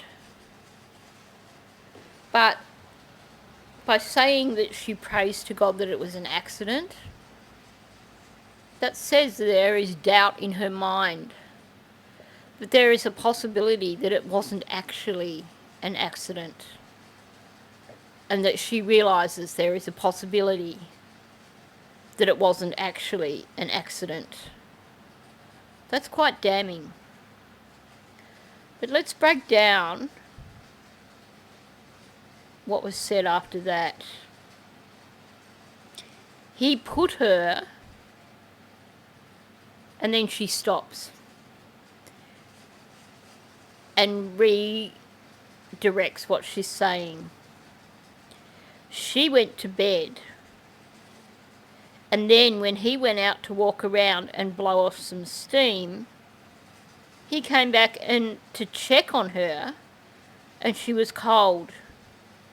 Just wow. He put her where? That implies that there is something there, some physical action that has occurred with Maddie, and that Stefan has put her somewhere after that physical action has occurred. Maddie didn't put herself there, he put her somewhere. And then she changes it to she went to bed. And then he went out to blow off some steam. Blow off some steam. He went out to blow off some steam. He removed himself from the situation, from the location, because he was angry. When someone goes to blow off steam, it means that they have had an issue with their temper. Their temper has exploded, basically. And they've needed to remove themselves from the situation to blow off some steam. She has essentially said something occurred with Maddie and Stefan where he became enraged. He did something to Maddie and he put her somewhere, and then he went out to blow off some steam.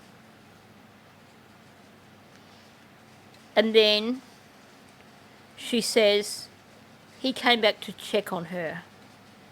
So it sounds like after he's had a chance to blow off some steam and calm down a bit, he's suddenly thought about what happened and he's realised he needed to check on her. And she was cold.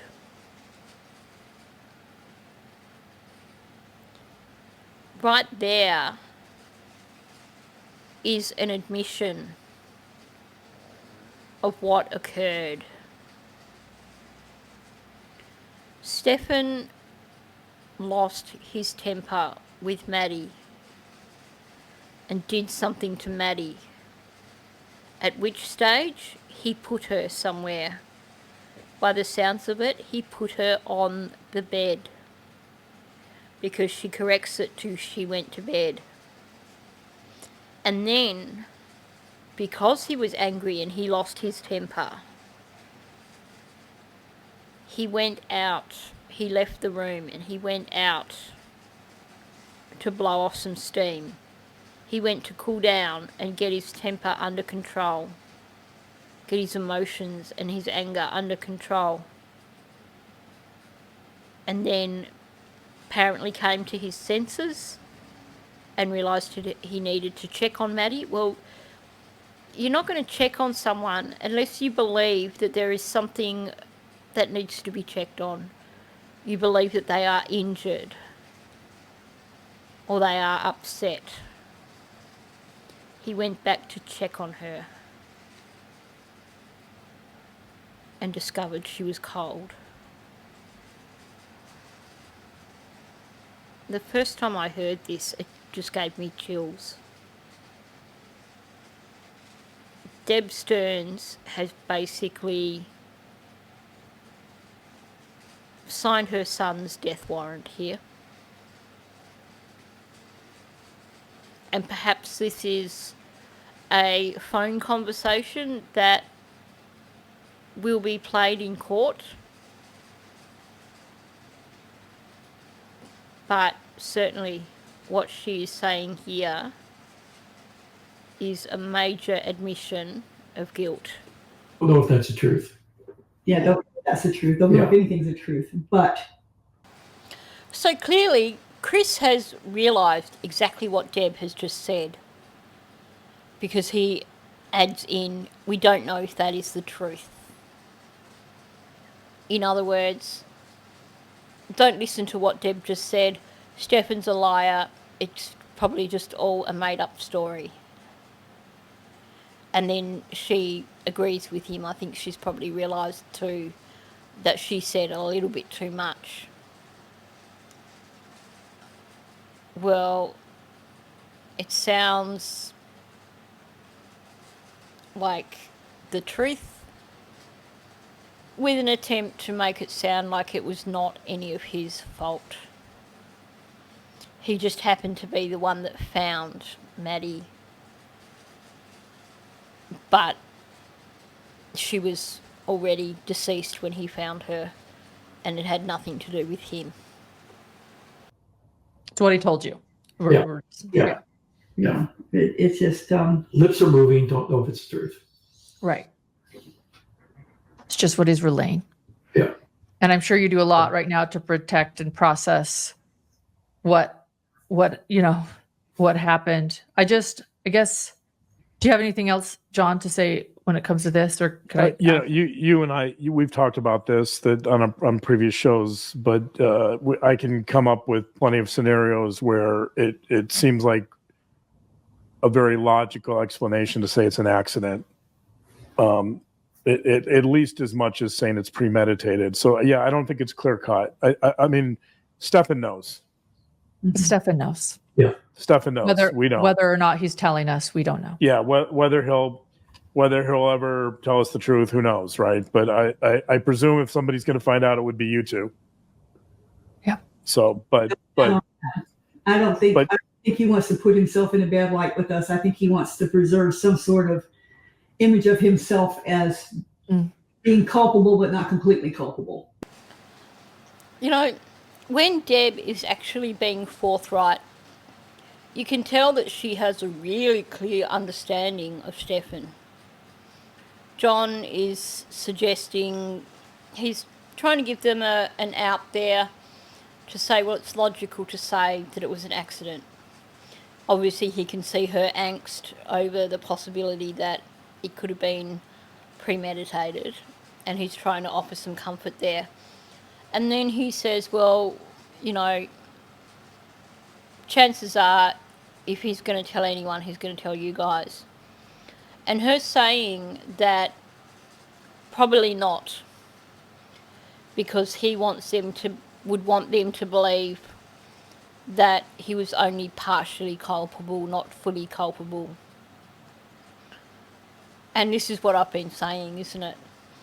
He's got a long history, a lifelong history of getting his parents to step in when he's been in trouble.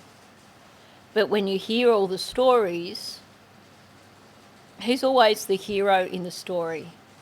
He just happens to be there when these bad things happen and have been dragged into the action, but he never caused it himself.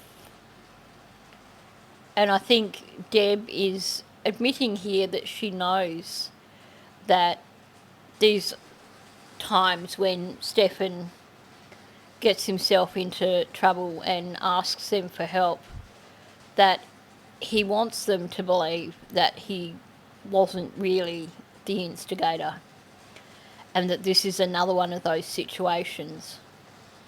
So I agree with her.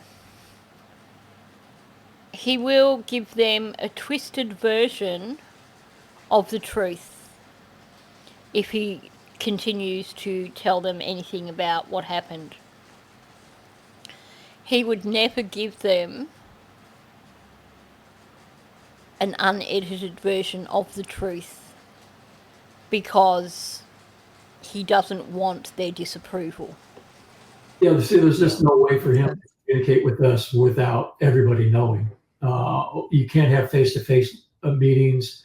Everything's either text with the tablet or a phone call, and it's all monitored. So we'll never know.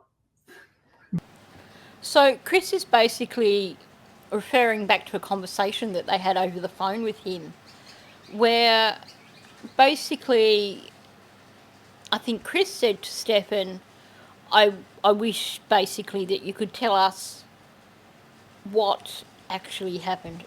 Along those lines, that's a slightly shorter version of saying that. And Stefan said to them, look, you know, they're always observing, always watching. It seems like there's definitely some frustration there from Chris, and that he would like to be able to hear the full story from Stefan, but without it being on record. But Oh, go ahead.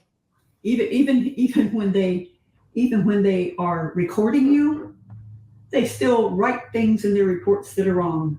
Can I assure you that I was never taken out of this house and not taken to an emergency room by the police? Oh. Where's the bill? Where was the bracelet? I never left my house. I'm a diabetic.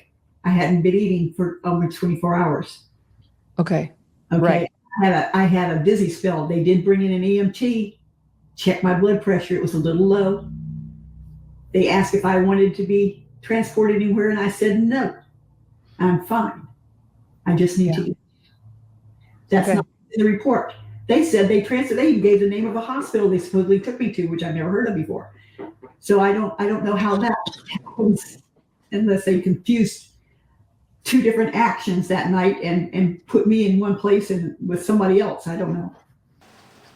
If anyone's got any idea of what the heck she's talking about there, can you leave a comment down below and just sort of point me in the direction of actually finding the document that this is referring to? Because I've never come across this in any documents. And I've just got no idea what she is talking about. Well, the two of you are going through the unfathomable. Like, honest, I don't think anybody, I can't comprehend it while you're learning that a little girl that you love is missing and then learning that your son is responsible. You two are also dealing with a lot of, I mean, I'll call it this, harassment and threats. While you're just trying to process your lives falling completely apart, or what you thought was your reality completely being turned upside down.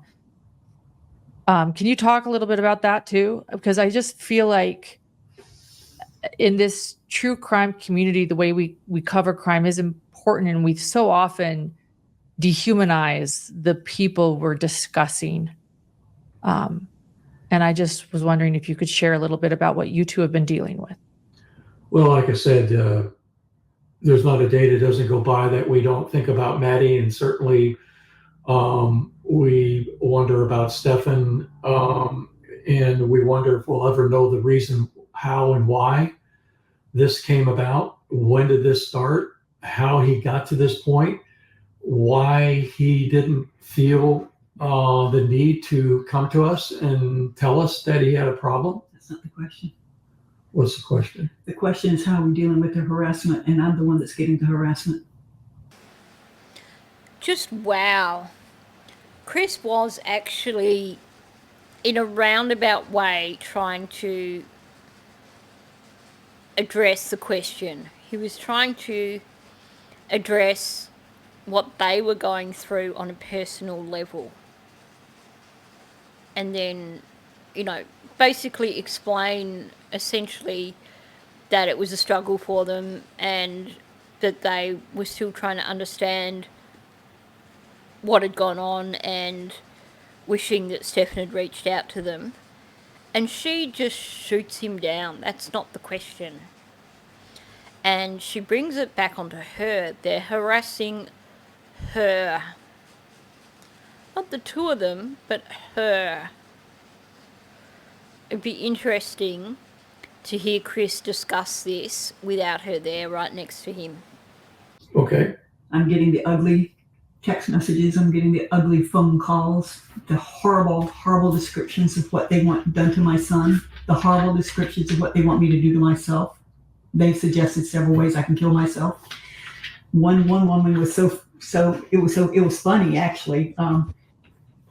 She sent me a text and says, "Deborah, there's a man in the woods." I'm sure that was supposed to scare me, like there's somebody out there, taking going to take pot shot at me. Well, good luck. But I because I'm from the South, I guess I have a wacky sense of humor, but I wanted to send her a text back that says, "Sweetheart, this is the South. There's always men in the woods. We don't know what they're doing. They're pissing, they're spitting, they're shooting. I don't know what they're doing, but they're in the woods. So if you thought you were scaring me, no." But yeah, people trying to scare you. Wow. Yes, we have people saying that they're going to come down here. We have people saying that what they would like to see happen to me. And then have graphic descriptions of what they want to see happen to Stefan. Male and females do this. It's not that. And they can get to us no matter where, because every time we do something, like change our phone number, then they dox us again on YouTube and give us the new phone numbers. So, I mean, how many times do you have to change your phone number in your business cards? God. Again, I can't condone people harassing these people or making threats against these people. If it wasn't YouTube, I would quite happily say what I would like to see happen to Stefan, but I don't believe that these people should be victimised because of what he did. Do I believe that they played a part in making him the person that he did? I certainly do. but that doesn't justify going after them. Now, I am curious what she's saying here about them changing phone numbers and YouTubers doxing them and giving out their phone numbers. Because now I'm not certain of any other creators who may have previously covered this case and have since stopped covering it since September. But of the creators who are continuing to carry Maddie's case, I can't see anybody intentionally doxing Chris and Deb Sterns and giving out their phone numbers on YouTube. I think there is misinformation being put out by people who are misinterpreting documents or perhaps misinterpreting things on videos. But there is no intentional doxing that I have been aware of from anyone. Certainly if it's happening, that is bad, but I'm not convinced.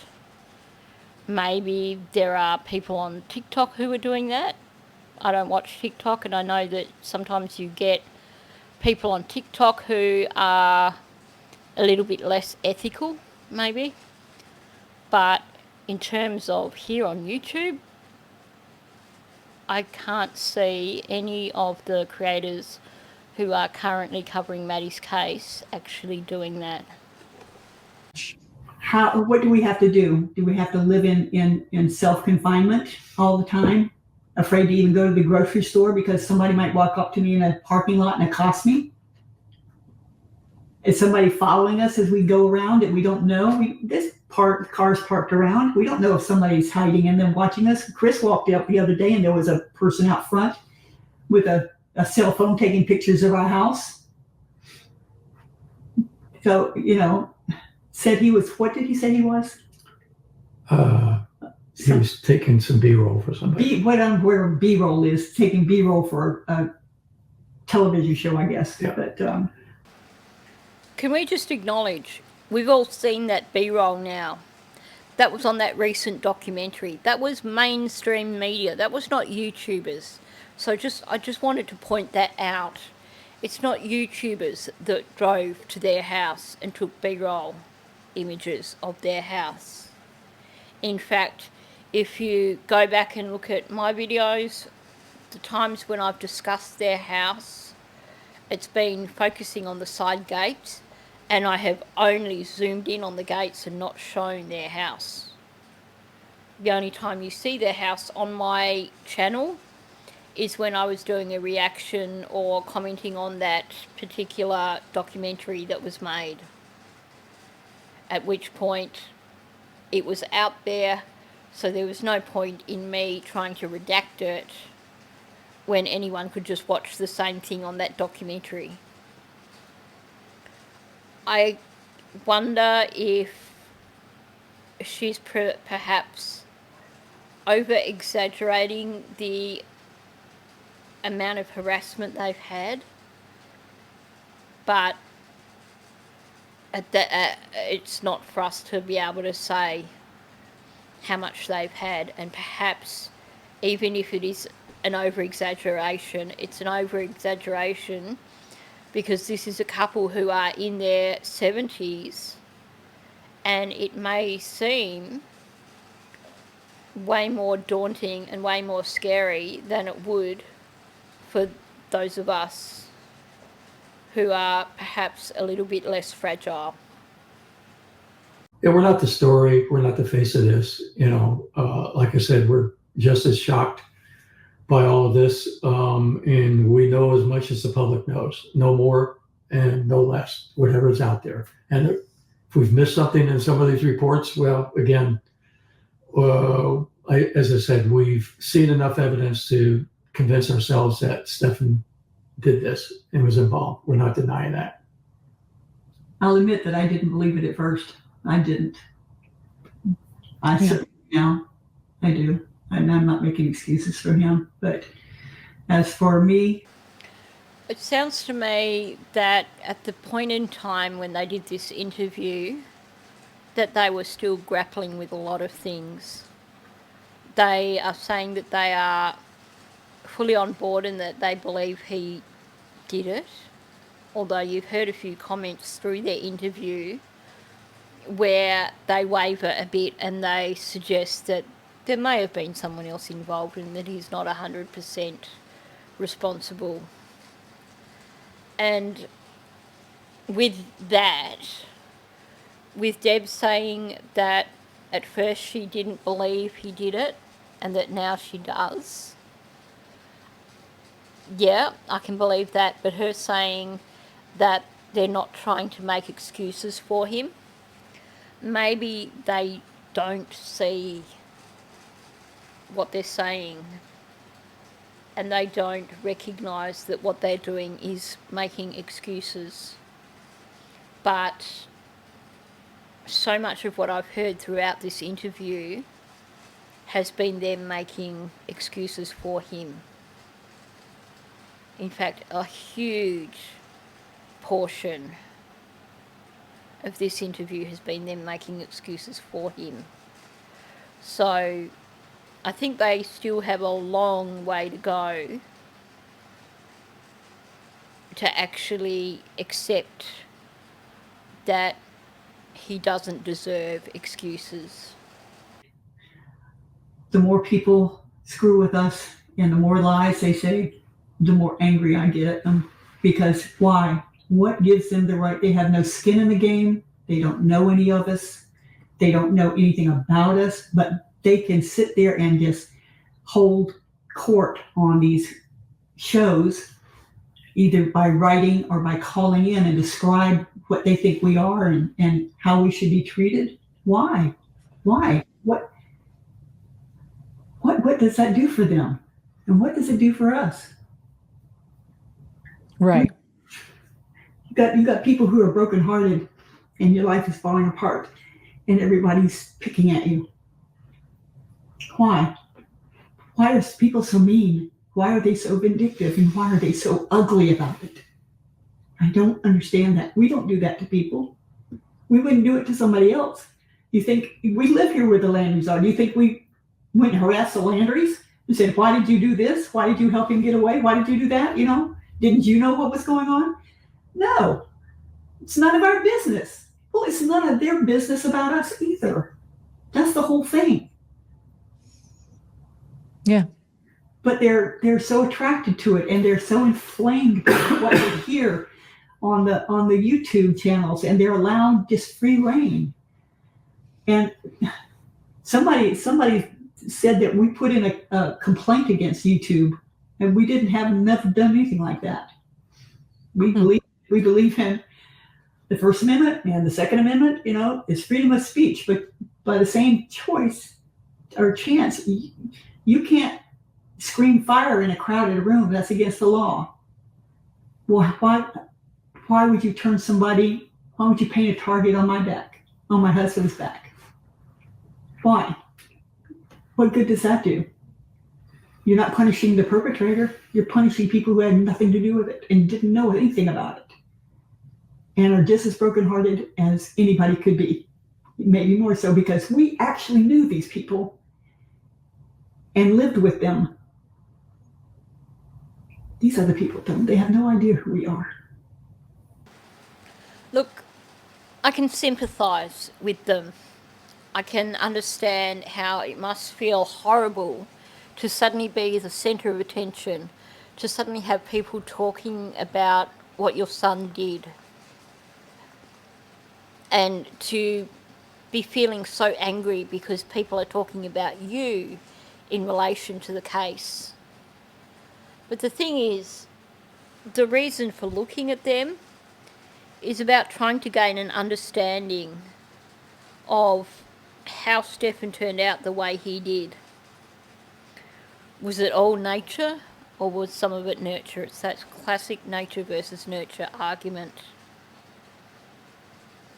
But now, following this interview, the majority of channels have stopped talking about Chris and Deb Sterns. And it is now, I guess, taboo to talk about Chris and Deb Sterns. Why am I still talking about Chris and Deb Sterns? Because I see a lot of things, a lot of inconsistencies and a lot of lies. So I did continue to talk about Chris and Deb Sterns, but I stopped for a while. Why? Because of the emotional manipulation on this video. What you just witnessed was classic narcissistic emotional manipulation. You guys are the worst of the worst for targeting us, because we have absolutely nothing to do with the situation. We just happen to be the parents of this monster, and we've done absolutely nothing wrong, and we don't deserve for you to even discuss us, to even mention our names, for you to actually analyse the interviews that we've done and look at the instances where we've lied, or look at the instances where we've been inconsistent with our statements.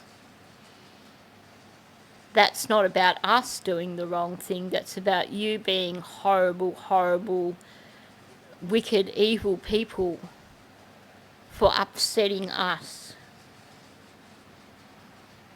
So like I said, I can understand that she's angry and she's upset because the focus is on them. But don't mistake that for what she is doing here. That is outright emotional manipulation here, designed at basically saying, if you continue now to talk about us, now that we've come out publicly and cried victim, then you are a bad person. Well, personally, I don't think I am a bad person for talking about them here. I'm simply trying to understand all the factors that went into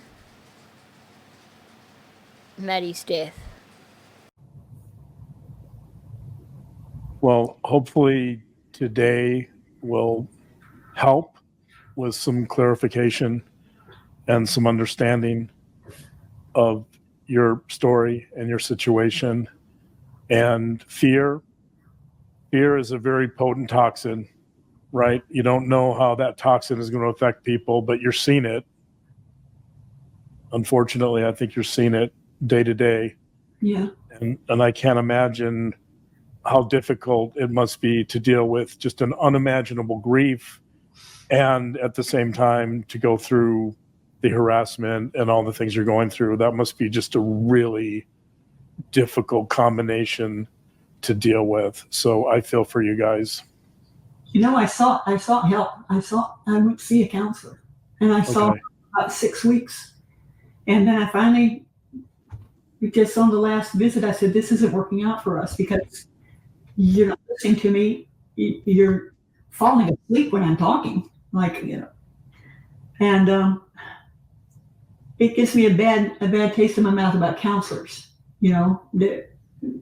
Are you just nothing but a paycheck to them? And I went there for help because I am dealing with my own depression. So. Yeah. And I commend you for seeking help, whether or not this was the right counselor for you. It sounds like it is definitely not. But, just to go and to seek that help is difficult. And I commend you for that. Thank you. I hope that, yeah. I will give her credit there for making herself vulnerable and discussing that she went to see a counsellor and that she is suffering depression over all this. I also want to point out that this is in the context of talking about harassment from YouTubers, from the public, talking about people discussing them in relation to the case. So again, there is the reason the vulnerability is there is it is an attempt at manipulation. Look what you guys have done. You have caused me to become so depressed that I needed counselling. I hope that we can find something better. I'm sorry. I wish I could find somebody that acted like they cared, really, and maybe somebody who's dealt with other people going through this. I don't know. This is a small town. I don't know what's available here. Look, I will say it would be interesting to know if victims advocacy groups also work with families of perpetrators, or if that is something that there is a need for. Because these are still people who are essentially innocent. The majority of them are entirely innocent. And these are people dealing with such a monumental thing, particularly if you're talking about a family member who is facing the DP. And it can be just as damaging being a family member of someone who has perpetrated these crimes as it can be of being someone who is a victim, a family member of the victim. So while I really dislike Deb Sterns, I do hope that there is some sort of support network out there that she has been able to access, or that she can access. But I mean, what do you do? Advertise, hey, mother of a monster seeks help. Yeah. Sorry. I'm sorry you went through that. I the only thing I can say is sometimes in the mental health field, some therapists are a good fit and some aren't. So Not like now I can drive over to your house. yeah. All right. But I thank you for listening to us. It's been helpful, and you guys you've been supportive without being enabling, and very professional, and I appreciate that. I appreciate the way you present things in your podcasts or your YouTube channel. I think you go for the truth, and I don't think you don't embellish it. And that's my problem with some of these people, is letting people on there to vent that are lying, and they don't know it, and they've just been used. That's sad, but it's true. And in the meantime, we're sitting here being told, don't answer any of these, don't contact any of these people, don't try to refute it because you just make it worse. The attorney told us that, said, shh, just be quiet. Don't try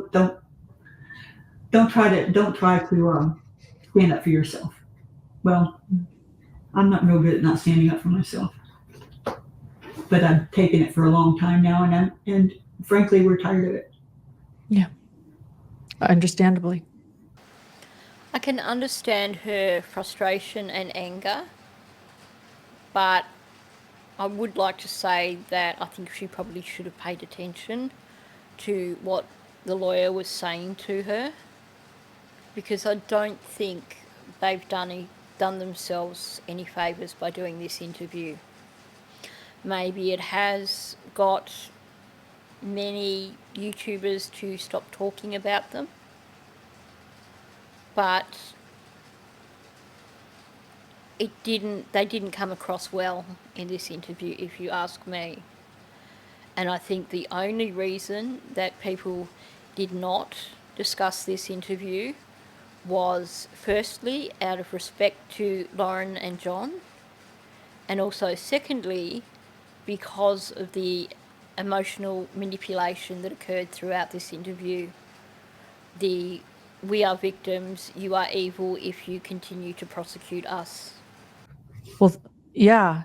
Thank you for allowing us to listen, and your voices, every voice deserves to be heard and to listen to. Is there anything else you two feel like you want to share right now? I am afraid that we will pass before Stefan does. And I worry about that. I worry about who will take care of him. I worry about who's going to bury him. And that bothers me. We're too old to go through this crap. We are. Too old and too beat up.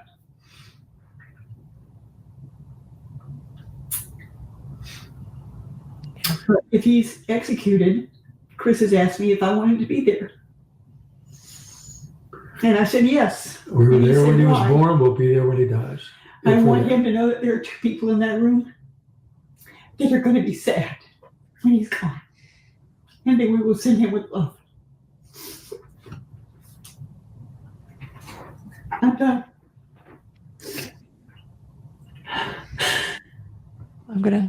I'm gonna hit end recording now. Thank you, both of you. I'm not going to discuss this final part of the interview. I am going to just point out that Stefan's lawyer wants to have a victim statement presented from family of Stefan, meaning Deb and Chris. And you can see why. It is clearly something that she believes would be an effective way of manipulating the jury. Now, that brings us to the end of this interview. Thanks for sticking with me today. I know this has been the longest of all the videos, but when I started breaking this up, I wanted to keep it strictly to 4 videos only, because, I mean, even by this 4th one, I'm feeling a bit weary of hearing from Deb and Chris Sterns. I didn't want this to drag out forever. 4 is well and truly long enough. I know these have been my longest videos to date, but I also felt that there was a lot of information in this interview that was worth talking about. So, thanks for listening. If you're new, please subscribe to my channel. Also, please hit the like button because YouTube loves that, and I love that too because it helps me get my videos seen by others. And leave a comment below. There are so many things from this interview to be discussed, and I'm really looking forward to hearing your thoughts on so many of the things that have been mentioned in this video. So, thanks, and I will catch you in the next one.